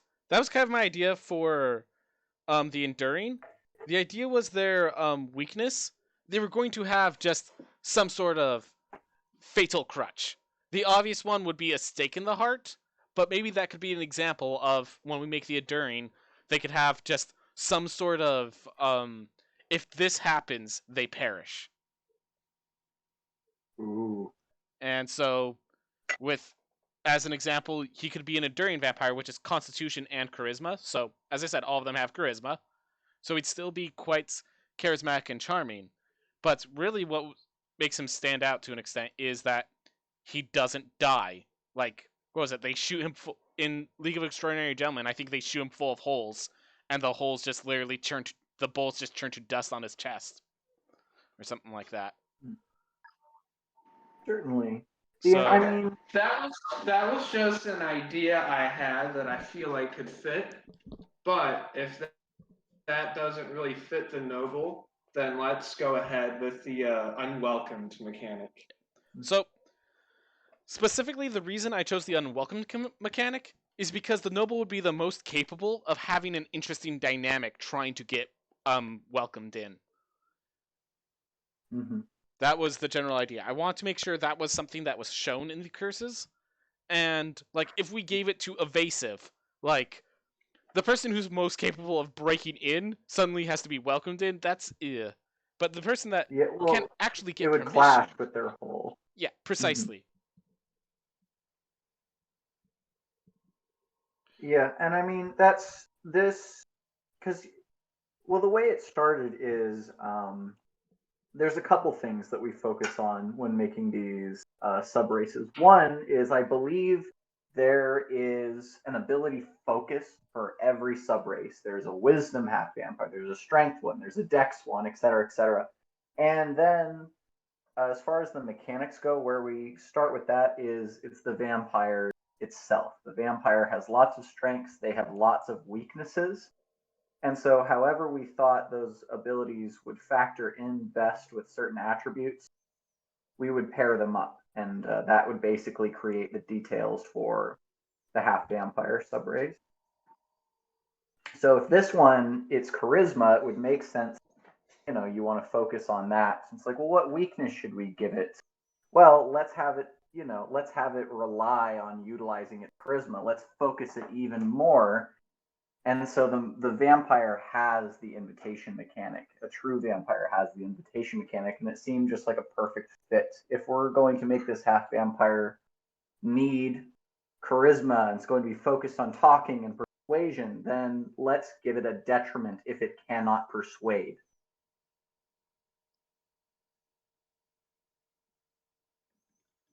Hello?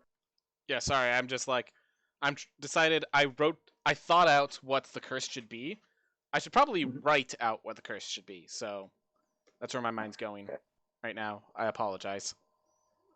That's okay. But yes, you were saying that we want to make sure the curse is connected to the strength to an extent, right? Yeah, basically. Yeah. Because I don't want the curse to be like, man, this would be really fun to play, but I gotta take something that sucks. It's like I want even the weakness to contribute to reinforcing the subrace playstyle. Yeah. You know? Like for example, the feral. Like this is going to be a vicious theme that just like that just devours you because it can. So having the theme Mm-hmm. that's, oh, I have to devour creatures. That seems like a pretty competent trait to go with it. Mm-hmm. Yes, exactly. And then that'll expand further.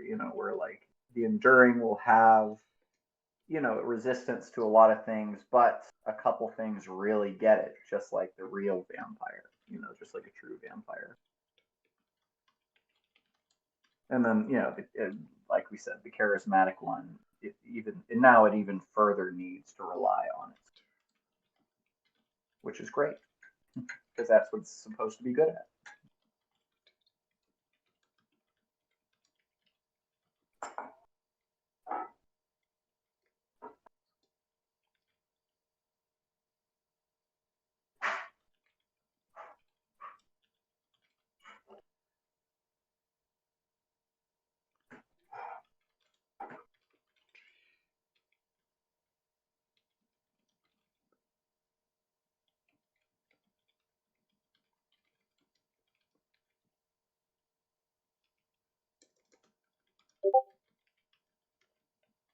Sorry, I'm just typing. If you guys want to keep talking. Okay, cool. Um, just to continue on talking about the sub races, the one that we've had kind of some trouble in, I think, is just the nocturnal. Because basically it was just kind of our dump sub race. It's like, well, we don't have a wisdom vampire yet, and there are abilities that we haven't used. The shape changing, the animalistic. Let's make a wisdom based shape changing sub race, and then the natural inspiration from the name nocturnal was let's have the detriment be we'll turn up the sunlight sensitivity to a sunlight hypersensitivity. It was originally going to be the sunlight sensitivity before you decided that should be for all of them. Yes. So Yeah, exactly. Actually, I was just reminded of this because I saw some guys play Vampire the Masquerade recently. But what we could do for either like the Noble or Nocturnal is that you could, like, when you go to satiate one's bloodlust, as one does, is that it can't be from like something dirty. Like it has to be kosher blood. Like no diseases. You can't suck That off the homeless. You can't Oh get god. blood out of. because that is a You, mechanic. you That you is a can't mechanic in a lot of. you can't get like blood from like some gross like swamp animal. Yep. You got to get that primo stuff, or else you get sick. That would be interesting. We could. I mean, just as a general rule, you shouldn't suck off the homeless. So Right. Well, just in general, but we got to make sure. yeah, Hey, no. some vampires have sensibility, right, man? Right, and I'm one of those edgy vampire readers too. And so I think there was one collection of short vampire stories where Dracula went to Africa, and then he was just sucking some good old blood, and then the AIDS outbreak hit. Oh shit! So I think that would be very interesting for a character to do that if we want to apply that to whether noble or elsewise. You know what? That Did would you- be. You got me thinking. That would be interesting. Maybe a species requirement. So Well, a limited species requirement for the blood drinking ability. so did you know there was actually an area in Africa? So specifically, this story about how he ruled Africa or whatever. There was an area in Africa where they started noticing that their elderly were having issues or something like that, and they thought there was a vampire in there, and there was actually like a travel warning: do not enter this area. They're on a vampire hunt, and they think any white people that enter might be vampires coming in to suck their blood and basically curse them and all that. I've heard that. Yes. Yeah. I've heard it. Yeah. No, Africa's a very fun place. I wouldn't know. I've been told not to go there. They might think you're a vampire. Yeah, exactly. No, joking somewhat. I don't travel much, so I just haven't gone there. But yeah, maybe that was a little crude of a topic to go into, but yeah. You're fine. There was some joke years ago that after the last presidential election, I was like, all right, my dad told me, I was like, all right, Johnny, where are we moving to? And I was like, I'm not exactly like good immigrant material for another country, so our options are. Oh no, just my dad is very left leaning. Okay. And so he does not align with the president's policies. So it's like, all right, our options are South Africa or Liberia. Oh God. But like, that's awesome. It got me reading about stuff. Definitely. Yep. Gosh. So yeah. Anyway, back off the topic of me just thinking African history is cool. So back to. I really like the kind of. Yeah, let's go back to the noble. All right. So we need to figure out what the benefit. Oh, the benefit. I was thinking.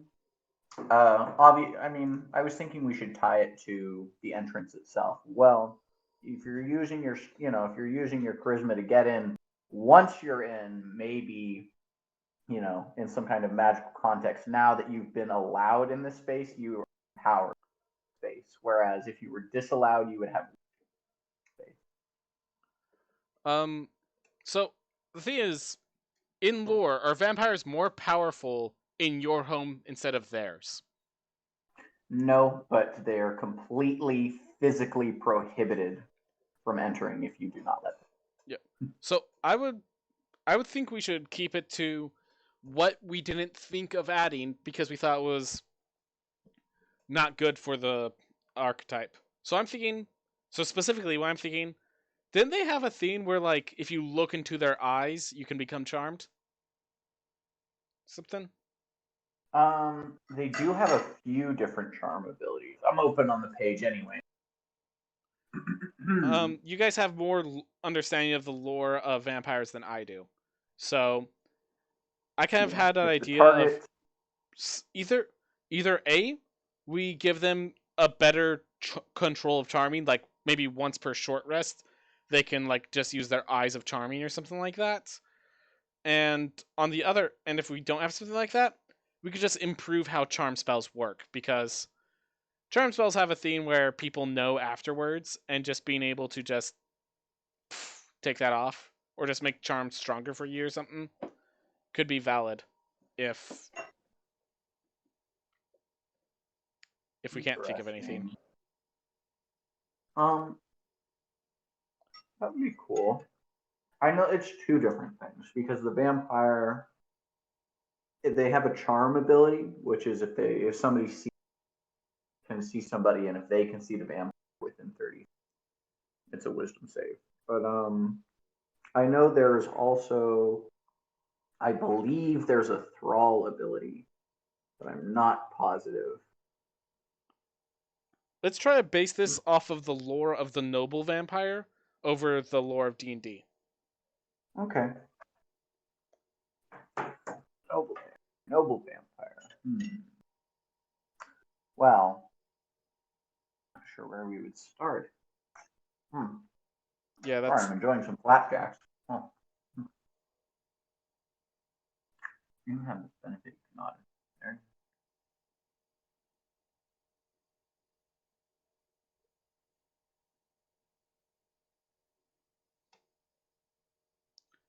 otherwise I can just add that like when a creature is charmed by you, they are exceptionally vulnerable, and just add some stuff with that. We could boost their charm. That makes sense. That's also reminiscent of Anne Rice's vampires. It's usually when they kind of get a hold of them socially and they're really intense. It's almost like how an animal hunts, but with conversation instead of stalking an opportunity.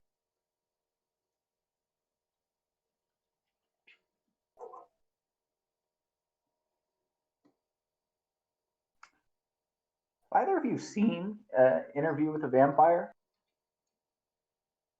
No. Oh, it's a movie. It's I've kind of funny. seen bits and It pieces stars of it. it stars Brad Pitt and Tom Cruise. Actually, Tom Cruise plays Lestat the vampire. He has a flowing mane of blonde hair. But I read the book, so I know the additional details of the movie. That's basically how they do it. As vampires, the duo in that they really do more noble than the vampire, uh, as written in D&D, because that's kind of what they do. Is they hang out, they accumulate wealth, they get into affluent social spheres, and then when they need to feed, they either nab somebody they want to, bring her back. It's just, combat isn't really a factor in that vampiric story. They don't really fight too often. I don't, maybe only once or twice in the whole book is there a conflict like that. Yeah, sorry. Um, but yeah, that's basically just kind of where it's around. Is that they and I like what you said. It was charming. Ben is that you know when they charm people, so to speak, it's kind of more of just an improved social charisma. You're kind of drawn to them. You want to be friends with them. It's not like, oh, it doesn't act as a magical effect. They realize that they're being manipulated, so to speak. But I don't really like the way charm works in in D&D either. They Yeah. suddenly are like, wait a minute. The enchanter wizard is literally built to do what you expect a charming to do. And Yeah, not till later exactly. levels. Mm-hmm.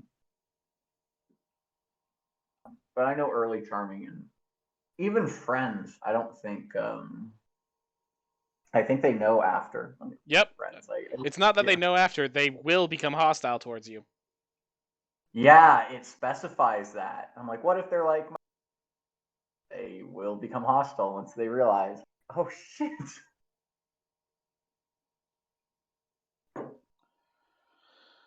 Alright.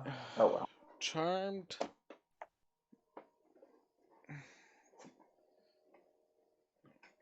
Yeah, it's ironic that all friends does is make you enemies.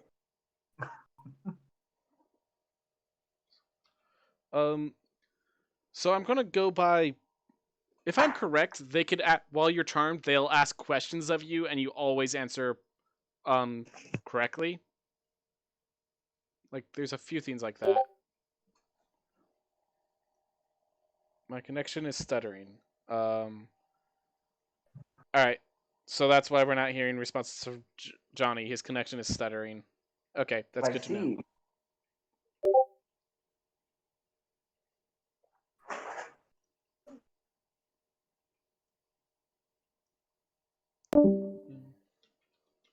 That was just Johnny coming out and coming back in.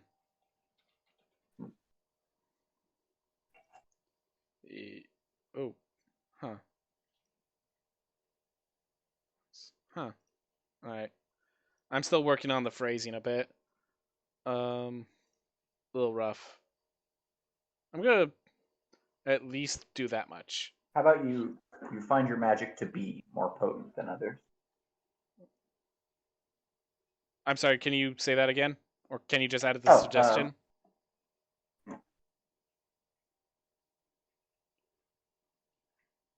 Oh, yeah. Thank you. That was just a misspelling. That okay. space is to be or not to be? Right. Creatures charmed by you are also treated. Okay. Hold up.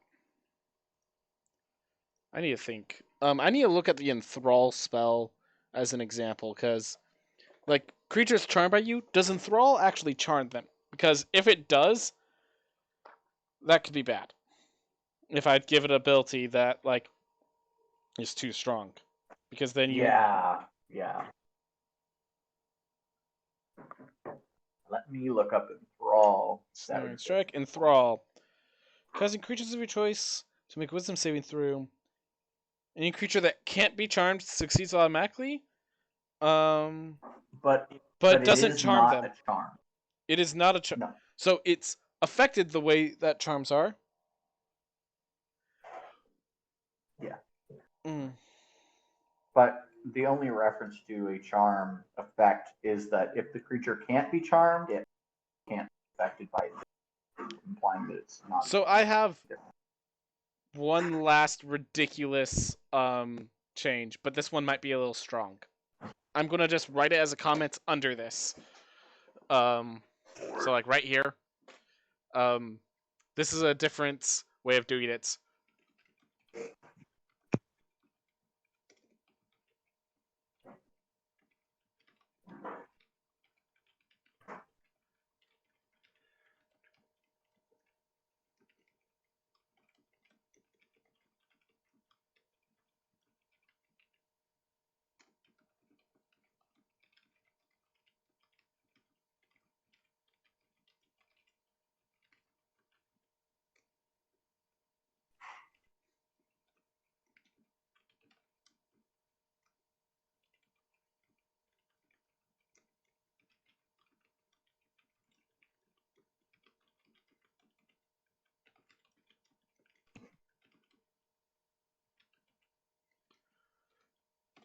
How about just for brevity of phrasing?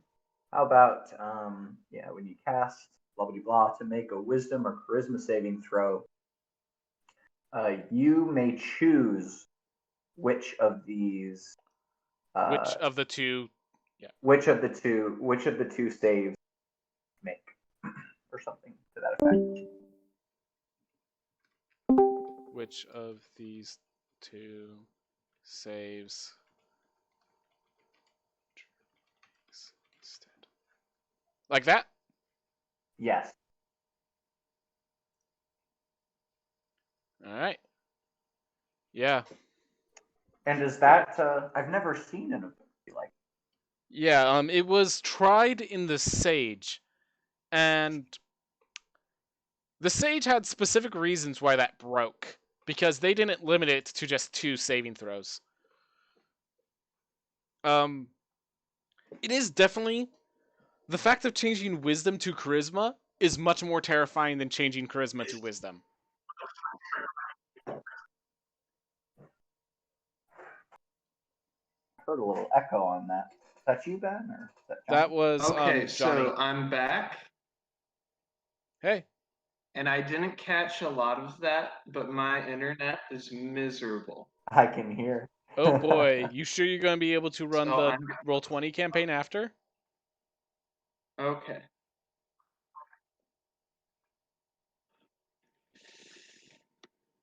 I might be able to. I'm still going with it. If not, I could probably just chill out at the Tuolumne County Library, and Nice. maybe in Sonora.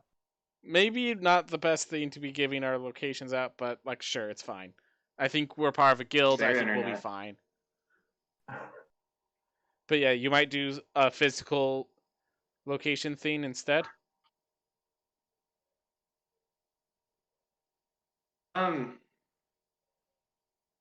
I'd be cool with doing that. I just don't know about the whole health and safety restrictions Precisely. that got put on the campus. Yeah.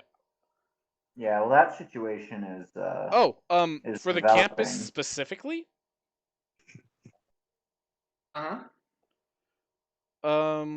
Let's see. There was actually a message from Columbia College. Let's see.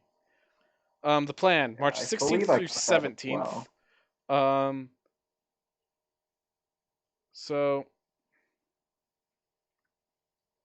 it seems like you can go on the college, but we cannot have any legitimate meetings there. Oh wait, but you're not at the college. You're not going to the college on a Saturday. Yeah, as far as the situation with the college, my teacher Manlove, who helps with the guild, he basically explained it in there will be 2 phases. Yep. First phase, and this is before we were told that we weren't coming. This is just what he estimated. He said it's they'll determine that there's a situation that we should have done, and they'll try and convert all classes to online, which is what they've done now. And the second phase would be the emergency phase. If there's some kind of direct outbreak related to or around the campus in which the entire campus would be suspended in all function and nobody would be allowed. So right now you can go on campus, you can go to class too, but they're suspending all unnecessary meetings. So basically everything except for lab.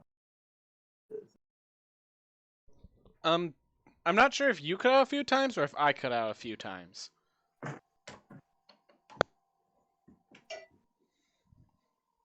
But the general concept was put that right now you can go there, but if some emergency occurs, then never mind.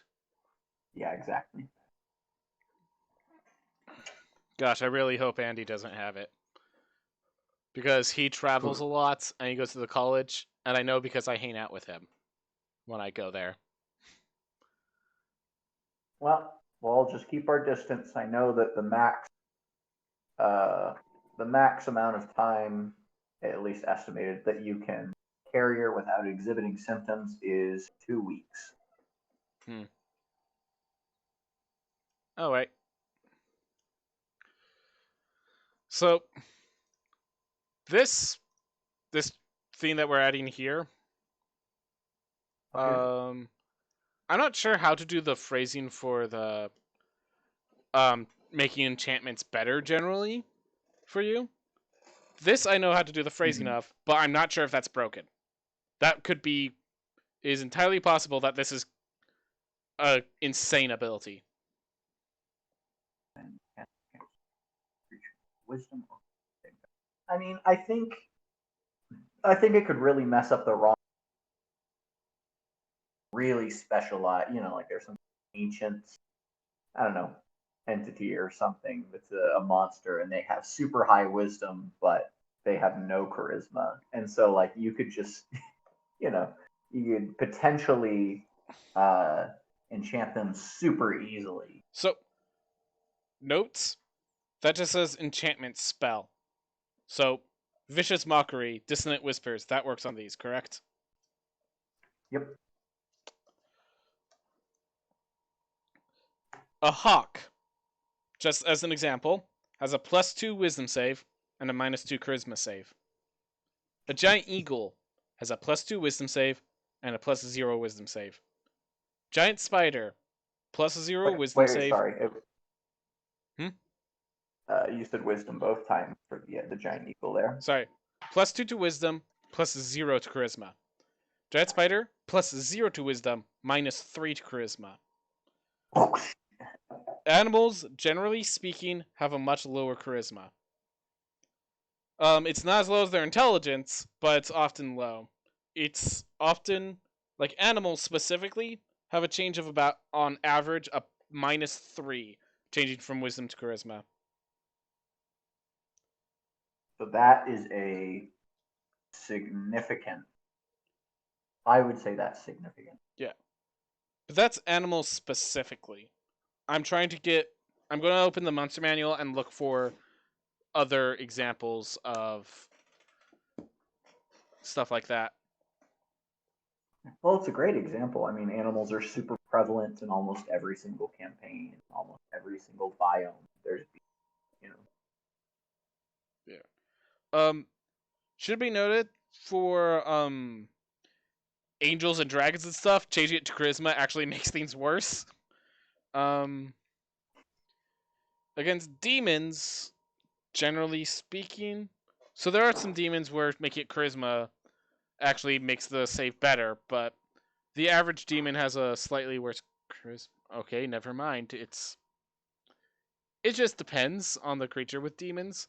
Devils. Let's see. Devils have a higher charisma, generally speaking, so far. Yep. Oh my gosh. Pit Fiend +7 charisma, but only +4 wisdom. Oh, hold up. But they have proficiency with wisdom saves, so it actually drops it by 3 there. Dragons, of course, their charisma is higher. The freaking dragons.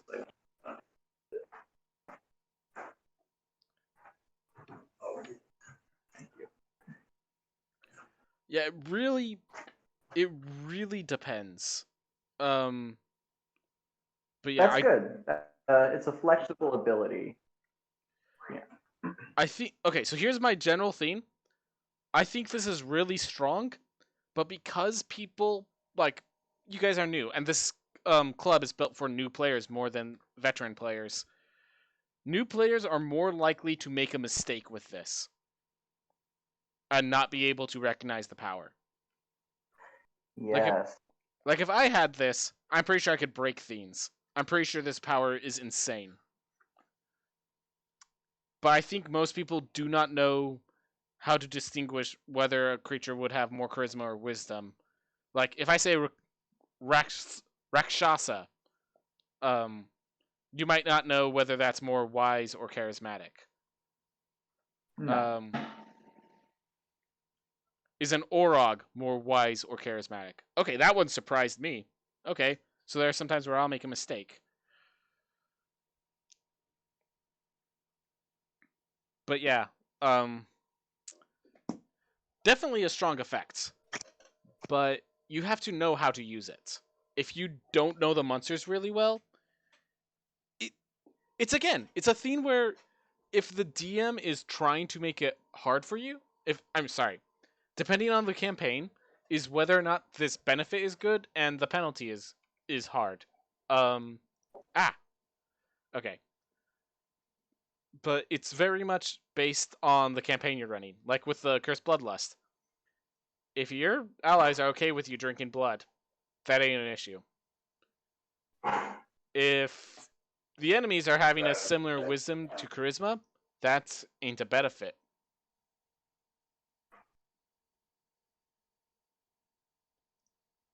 I'm going to allow it for now, but it's definitely something that I think we are going to need to look at again later before we actually approve this. Because I think mathematically this is an insane ability right here. Limiting it between Potentially. these two was definitely a good idea, but I think this is an insane ability. Mm-hmm. Because that's how monsters work. That's how they're different from player characters. Is that you can have something that is maxed, over maxed in one area and far below the minimum for humanoid stats or Yeah. PC humanoid stats in one area. So if you can just shift it to a more favorable stat for you, enchantment becomes potentially easy for certain creatures. Mm-hmm. And the thing that I do like about this is that means you have to know the creature better. Mm-hmm. Like, it rewards you for knowing the thing you're charming. For Mm-hmm. really being involved in their life sort of thing. So I love the idea. I think it might be too powerful. Should we For now, leave I it? think we just Mm-hmm. let it be. Yeah. We're gonna have at least a week before we approve this. So instead of adding additional themes, I think we've been doing this for at least an hour. At least an hour. So I'm gonna just move on to the themes that you guys have made comments on, and I'm just going to look at them, okay? And then I'm gonna just address just the themes you've added or looked at, okay? Okay. Before, so I just had like this just completely out of left field idea. So we aren't really looking at doing anything special for the nocturnal, correct? Um, No. just shape Right now, changing. it's kind of just been a dump sub race where we throw cool abilities that seem to group together. Yeah, we wanted to have the vampire have some sort of shape change shown, like represented, but we didn't know what to do with it. I have a completely different idea based upon kind of the Asian version of the vampire. Oh, the Jingashi? So yeah, the Jiangxi. Okay. So I'm thinking Go pronouncing it properly, making me instead look of like a like fool. you're fine. It's I don't know Chinese either. All of this is like reaching for straws. alright. Look, this is But this is a this is too small and too mono I'm for us sorry to for act like we know interrupting you. anything about. No, go ahead. Yeah, we are sorry for interrupting you. We were just having a little fun. Go continue. no, you're fine. So unless we want to do like anything super special with the nocturnal, because that's what I'm seeing as the dump race. What I'm thinking is that I still focus on wisdom, but instead of like transforming into an animal, it has limited flight, and then it's stopped by blood rights, having coins or rice thrown at it, and or fire. Hmm. It's Interesting. like think about it. It was like if some like what they're called is hopping zombies. If one was like coming at you and like you just threw rice at it, it would just freak out and run away. And I just think that's hilarious. Alright. So this is just a really quick wiki. Jiangxi. Let's see if there's actually a pronunciation guide here. I don't. If it is, I don't know where to look for it. But anyways, it's Chinese hopping vampire. It's a type of reanimated corpse. A bunch of different things of pronunciation. Just going through pronunciation for half a paragraph. Typically depicted as a stiff corpse dressed in official garments from the Qing dynasty. and moves around. It moves around by hopping with its arms outstretched. Um, it kills living creatures to absorb their ki, which, being a monk like with wisdom, that's perfect. Usually at night, Oh yeah. while during the day it rests in a coffin or hides in dark places such as caves. Unfortunately, that's not methods of and items used to counter Jiangxi. That's cool. Origin stories, literature, similar practices. Okay, sure. This doesn't have like a power section. It feels very similar to the kind of Roman idea of the revenant or the Nordic idea of the Draugr, where like, hey, if you botch a funeral, and it's like something's gonna pop out and try to suck your blood. Gosh, I'm just read the methods and items used to counter Jiangxi. It's like blood of a black dog, the Taoist talisman stuck on the forehead, an axe. Generally, axes seem to do the work for a lot of creatures, supernatural or otherwise. So I can't fight them there. That's a good point. That's pretty funny. An axe, yeah, that usually solves my monster problems too.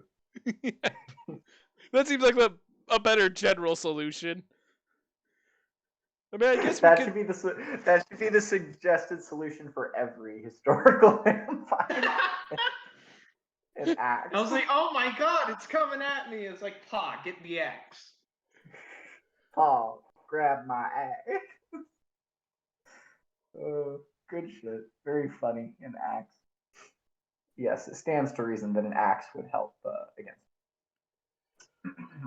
Uh, But if we don't want to do anything special with the nocturnal, I'd like it to be turned over, and I kind of get that vision of like a revenant with partial flight, like how you see with a feral tiefling. And then I kind of get it closer to like the voodoo zombie or a Draugr that just happens to suck blood, or chi in this case. Chi, ki, gi. Let's see. Yeah. Supernatural strength, virtual immortality, and its final metamorphosis can fly and shapeshift. Are blind and track their prey by their breath. Cannot cross For the running nocturnal water. or Let's see. oh, the evasive, gotcha.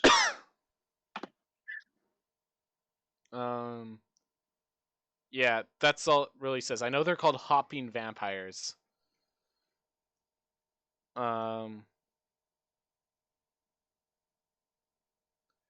It'd be nice to see what its powers are like. I feel like the hopping, it would have more of a general jump improvements, is what I'm like in my mind. But like, no, it says flight is its superpower. I'm like, I don't know. I feel like I need to know more about the Jiangxi before I. If we could,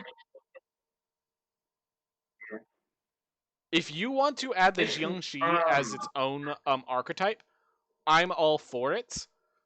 I would say, yeah, don't just like rip apart the Nocturnal. We could just add it after the Nocturnal, and it's another wisdom-based archetype. If it turns out to be better and we don't have anything for the Nocturnal, we just kick the Nocturnal out then.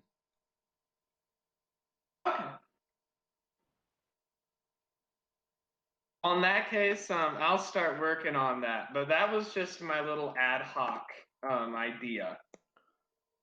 Sure, absolutely. I do like it. It doesn't solve the problem of us not having a place for shapeshifting, but I do like it. I do like the idea of the Jiangxi being a creature in this. Very interesting. All right, so I do notice. How long have we been going? We've gone at least an hour. I think I brought this up already, but if we started at 1, yes. yeah. Okay, so it's been an hour and a half at least. Mm-hmm. So then, I'm gonna just go over the things you've already done. I'm not gonna try to add more. I'm just gonna go over the things you've already done. Okay, and we're just gonna Mm-hmm. try to get this to closing. So enduring. True vampires possess regenerative powers, greatly increasing their survivability. The enduring half vampire has inherited these traits. In addition, this bloodline grants resistance to most physical attacks. Constitution by 2, Charisma by 1. Vampiric resistance, resistance to necrotic, bludgeoning, piercing. Okay. Regeneration. At the start of your turn, at least if you take it. So, Uh, do I need to explain Cameron's why this is suggestion. broken? No. Cameron's suggestion interested me as far as the regeneration ability goes. So, Go ahead. Go ahead. allow me to just address, because people don't know who Cameron is. He's a friend of ours. He's definitely, I've known him for a while. Good guy. I'm glad that he's interested in trying to build these things. So what happened? So here's the thing. He originally started building characters, and they kept having the problem of they were too weak. They just didn't have anything interesting about them. It was like, here's a good example. Like, he would allow, let's say he wants to play let's say he was designed the strong Goliath race. He would be like, all right, let's give them +2 strength and +1 constitution. Let's give them proficiency athletics, and yeah, I think that's good. That's all the strength I really need. And he would just like be happy with that as a race. And I'd have to keep going, let's add more. Let's make this feel more potent. So recently I did tell him, hey, try to just go as potent as you can, and then we'll knock you down. I think this is an example of him listening to my advice, going as potent as he possibly can, so he can be knocked down. I think he will agree with us that this is overpowered. I do want to state that before you're like, gosh, why would Cameron address this? Because I kind of told him to. Yeah, that's true. And I mean, I know exactly where he.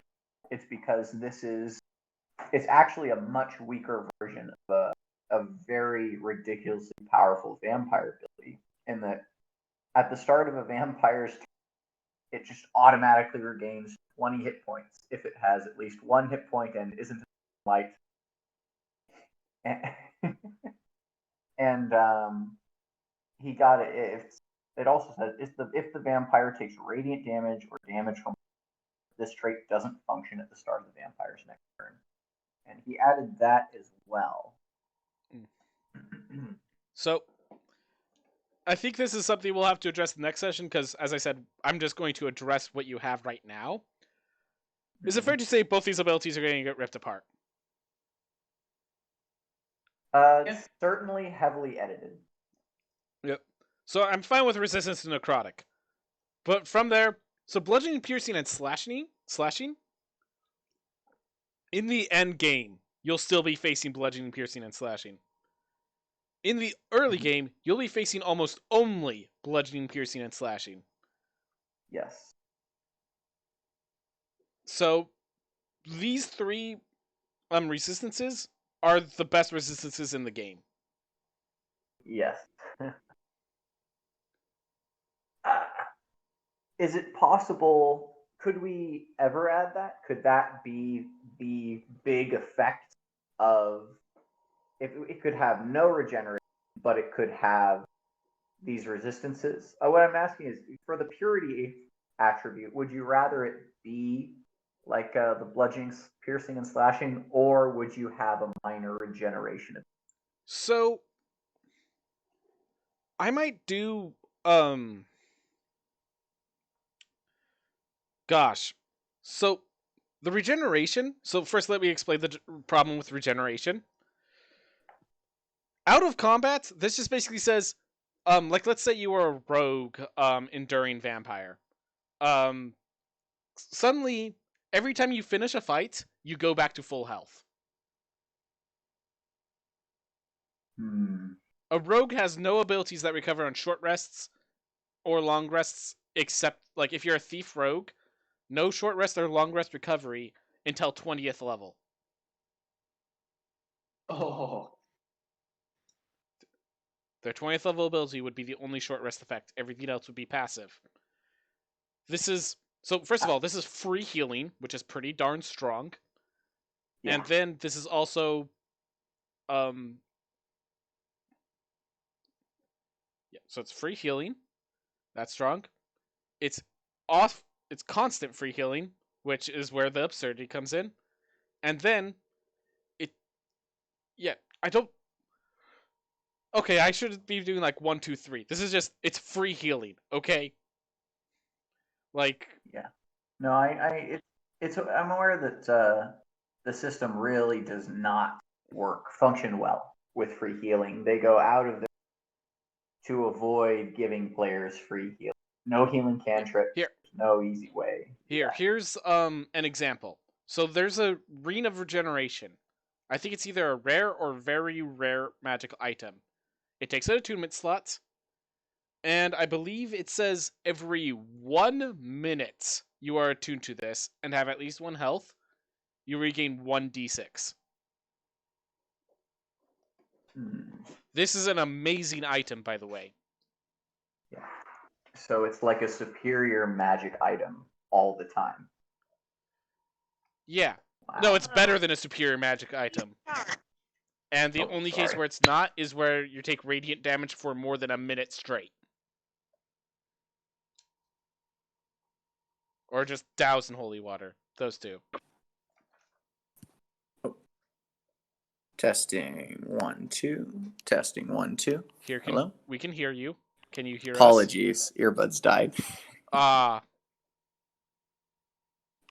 Let's see. So to get the exact phrasing, yeah. Ring of Regeneration. While wearing this ring, you regain 1d6 hit points every 10 minutes, provided that you have at least 1 hit point. And this is a very rare item. Feeling it. Yeah, and so to be clear, this is a very rare item that requires attunement. Very rare generally means, like, you know how you get a +1 sword at the level 1 through 3 sort of stuff, but it's kind of hard to find? Very rare is the equivalent rarity for a level 11 character. So it's the equivalent rarity for level 11 through 16.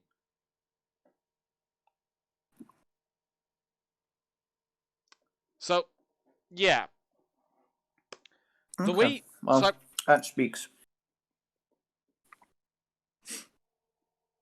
That what?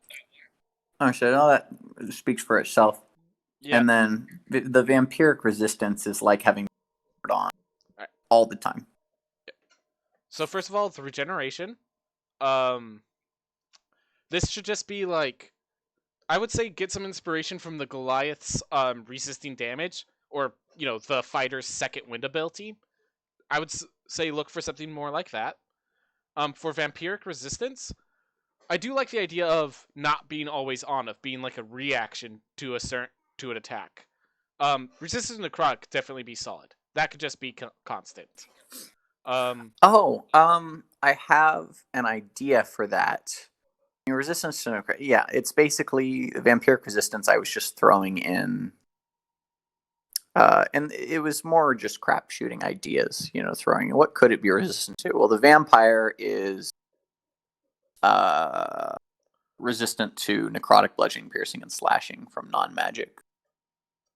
And so I was like, I'll throw it in. We'll see if we can move it around. And now that I'm thinking about it, what if we gave the Blade Ward cantrip, but and this could be their accursed ability, because it still seems pretty strong. You get the Blade Ward cantrip, but you can cast it as a bonus action. So, the Blade Ward cantrip. So, I know a lot of people see it as weak because, it's an action. As a bonus action is insane. It is actually better than this in some occasions.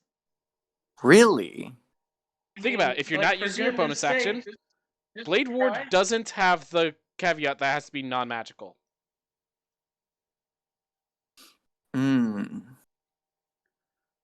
Okay. Johnny, you've been interrupted a few times. Would you like to speak up?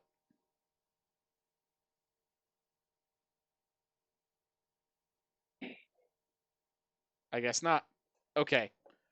Um, we can definitely work with the Blade Ward cantrip in some way. Um, but yeah, just give you as a bonus action doesn't solve our problem. Maybe if it was like once per short rest, you could cast as a bonus action. I see. This is tricky. How do we make him? Because it's our Constitution vampire. It's the tankier And boy. we can address this later because, as I said, I'm just going to address what we have here. I'm going to keep moving down.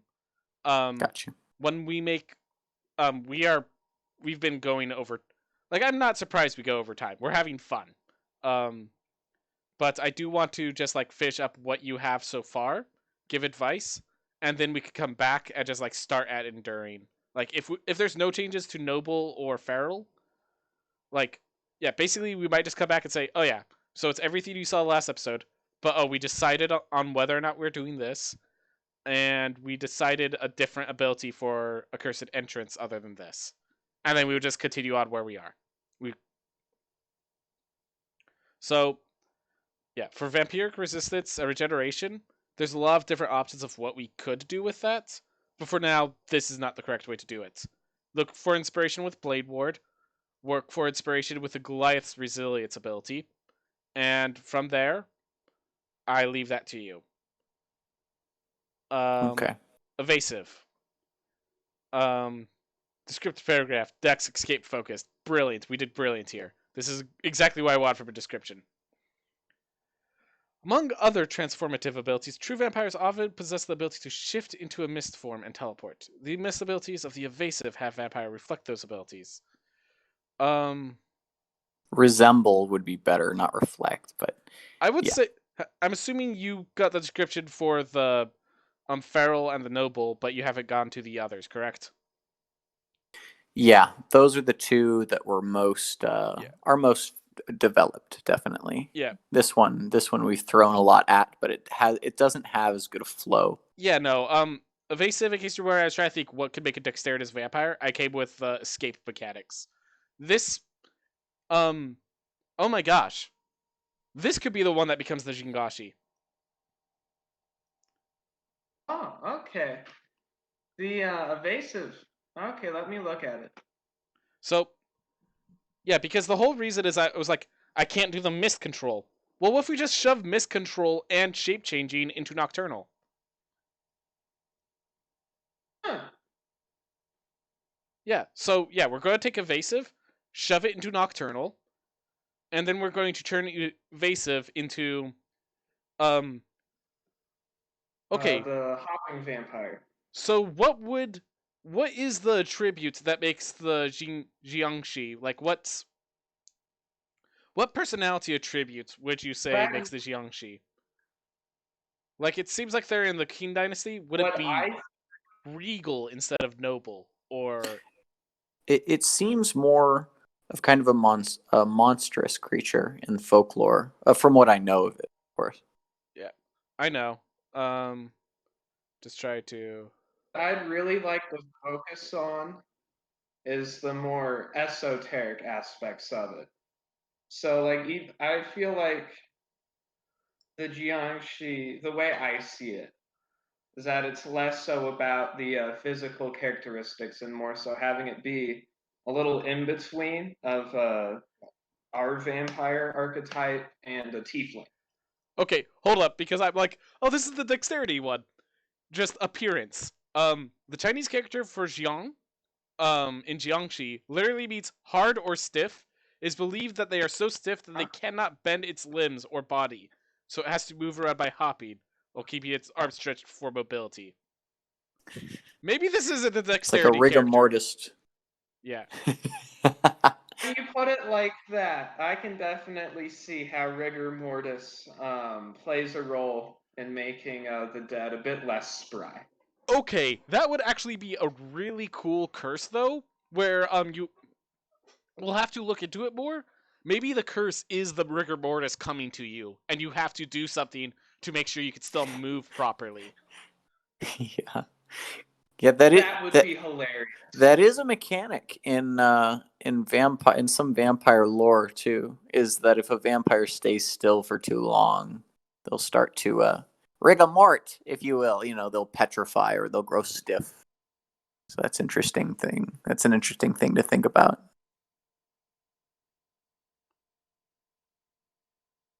To look at that some more. I just really want to look at the more esoteric kind of tiefling-esque stuff that a lot of older traditions and religions kind of put on the archetype of the vampire and the revenant and the zombie. Mm-hmm. All right. So from here, it just looks like it didn't go anywhere from where I went with what's for short rest, general description, but no actual abilities. Misty recovery, which, honestly, this might have been a little powerful. Curse of reflection, um, so if your lack of reflection is made visible by the presence of mirrors or water, your undead heritage might be discovered. Any creature that attempts to discover, um, has issues. So it's basically running water and then some ability for discovery. Yeah, and it was a lot of this was kind of the detail was listed already. It was just I was just fleshing it out a little bit more. Yeah, I feel like this can really be reworked as a part of Nocturnal. Mm-hmm. And this would mean that we don't have to, like, they already have sunlight sensitivity. Instead of hypersensitivity, we can go with that water issue. We could shove the purity attributes over from a cursed reflection over to Nocturnal instead of hypersensitivity. Because let's be honest, who wants to play a character that literally disintegrates in the sun in Dungeons and Dragons? Like, the thing is, if you're having like a specific campaign, that's good. We are not playing specific campaigns. We are jumping from session to session with different campaigns. Just, hey, I made this character for the Underdark campaign. All right, well now we're gonna be played through my campaign, and so you guys all wake up in Moria Tavern. Oh God, why? Oh, I'm here now. No, Engulfs into explodes. flame. Oh God. Oh, oh no, not again. I see you're already working on the Jiangxi. All right, I'm trying to get Just little descriptive bits of elements, it. but they're really, it's hard to get a word that could be descriptive because I was going to say regal because of their clothes, but no, their appearance is more stiff. Theory, Right. a peculiar feature is its greenish white skin. One theory is that's derived from fungus or mold growing on corpses. So this is not regal. Let's just put it that way. Not at all, but I like the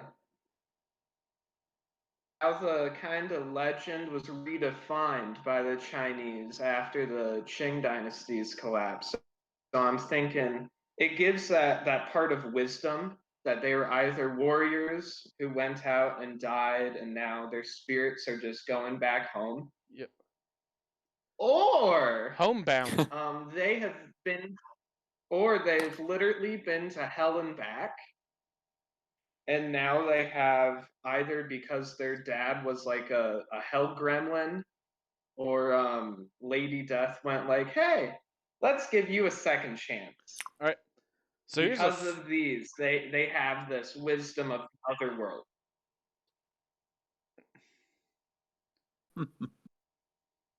Interesting. All right. That's what I'm thinking.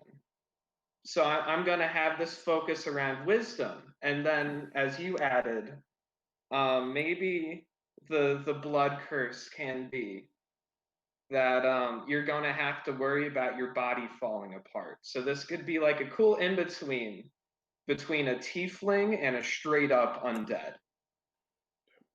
Yeah. But yeah, It's like roll a I'm sorry, you go. So, you know how we're giving these descriptions? Enduring, feral, noble, that sort of thing? That's why I was looking for this Yangshi. Yeah. How about, Oh, I know this is a little weird, but homesick. yeah. Okay. That's all I was looking for. Homeward bound. I see you're Okay, pulling I'm this gonna from rephrase it. something other than 5th edition. A racial bonus is something from 3.5, not 5th edition.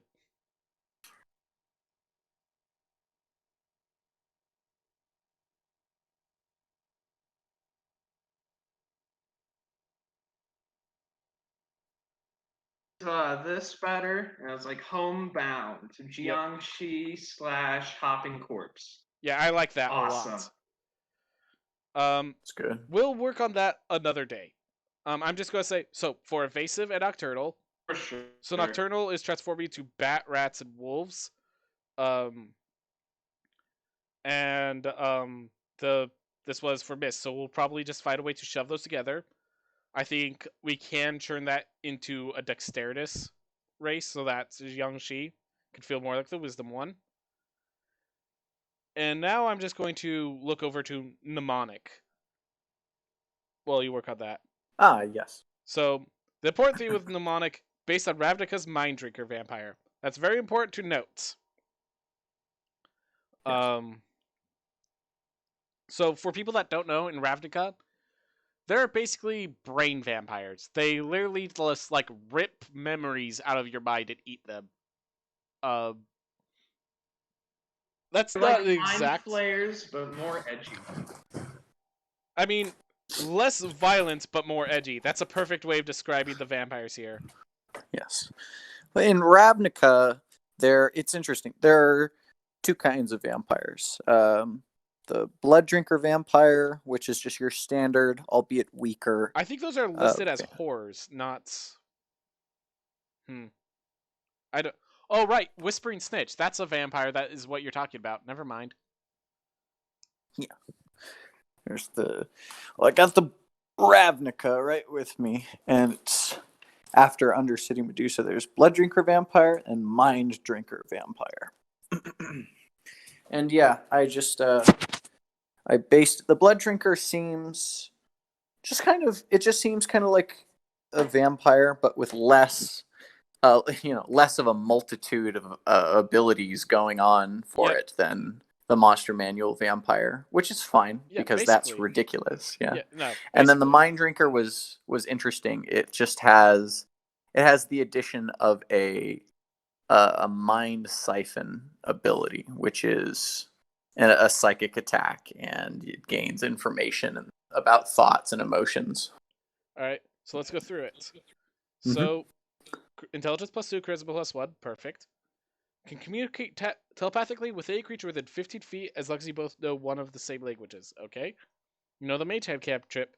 The spectral hand you conjure is invisible. There's slightly better worry that can be done, but that's fine. This is generally how telekinesis is done for like the Gith Yankee, so that's fine. So hold up. So now we're already at the purity attributes. This I don't think is enough. I think they could get one more ability somewhere at least. So there could be another ability before we get into, or these abilities can't be empowered before we get to the Mind Siphon. I'm starting to think that the Mind Siphon itself should exist without it.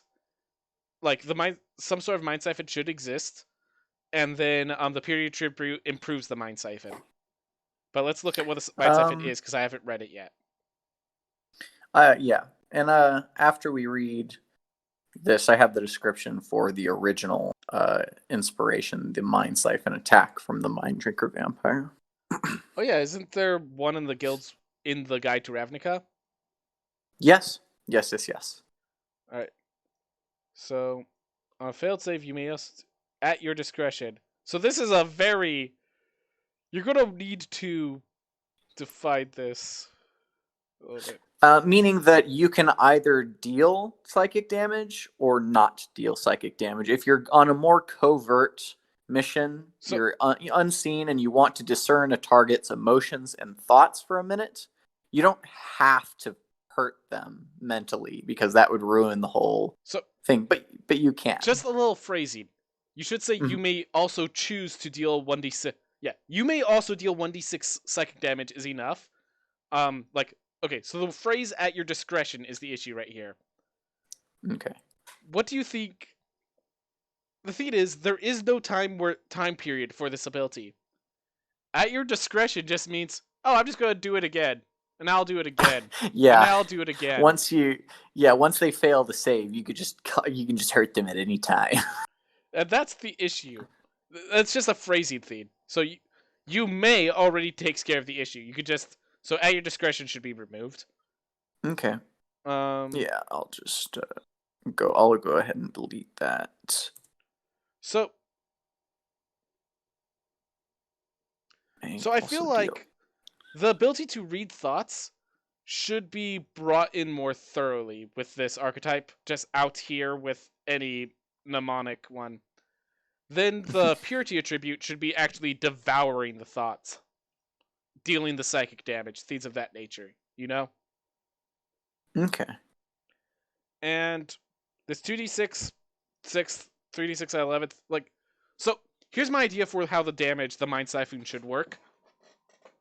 You should have it, they could actually use your Draining Bite as, here would be how I phrase it.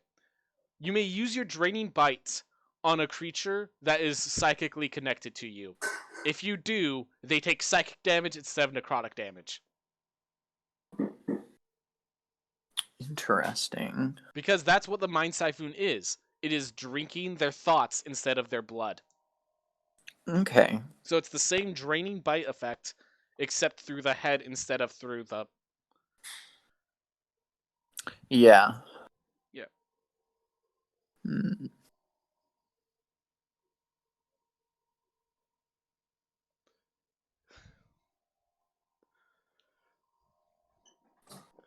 Alright. Well, that's at least enough to get us started for next time. So you guys can definitely work on it. I'm going to talk to you about how to phrase these properly a bit. This is... anyways, we're not going to worry about that right now. Mm-hmm. But yeah, at the very least, Noble looks good. Not sure about this, but otherwise looks good. Feral looks good. I think we did good. We have... But here's the important part. We have a very solid base. We have a very solid description. We have a very solid ability set. We have a very solid means of building on top of this. We're adding a new one here. We have 2 right here. Like, here's the thing. I definitely want to give some time to think about this before I just approve it. But we have 2 archetypes on top of the general concept. And Feral and Noble are kind of the 2 that you kind of want to see. It's the aggressive monster and the more charming, deceptive monster. Yeah. Yeah, those 2 are also antonyms for the feral, socialization, and by extension, most persuasion and stuff like that is actually impossible. And they're pushed to be, specifically kind of a violent melee fighter. Whereas the noble, none of their abilities really pushes them to be combative in any way. And they get lots of abilities which boost their social charisma. Yep. And magical charisma, yeah. So I like where we're going with this. Again, I do want some time to just mentally absorb the idea of this changing wisdom and charisma, but I like where this is going. We can definitely take some time to look over the other archetypes later, but just these 2 archetypes alone show a lot of breadth of what the half vampire does. I think we did good. Awesome. So, is there anything else we want to address before we close down the technical meeting for the day? Nope, not me. I am ready. Johnny, I know you've been cutting out a bit. Is there anything you want to try to say? No, I think I'm very satisfied with the progress we've made today. I'm gonna keep on working on the homebound option, and then I'm gonna get ready for my campaign and be somewhere where my internet isn't as terrible. Awesome. Yeah, because of the schools getting closed, my brother came home from college for a bit, so I'm probably going to be hanging out with him. Awesome. Very Have fun with that. Yeah, dude, my brother's great. So yeah, I'm going to be doing Good. that. Anyways, yeah, thanks everyone for coming. We did good. Well, Absolutely. all right. So Okay, well, in this case, for anyone interested, my campaign will start up in about 20 minutes. So I'm gonna I'm not going to get this throw video that out in on. 20 minutes. I understand that, but I'm just saying that to Nate. Yep. Oh, Yeah, okay. I'm already on the the Roll20 page for your campaign. Is how do you pronounce it? Frühling Ims Underdark? You can just say Spring in Underdark or just the Underdark one. The Underdark campaign. Sounds good. All right. Well, with that, thank you everyone for Yeah, my coming. second attempt at one. So Thank you everyone for coming. This has been a great fun.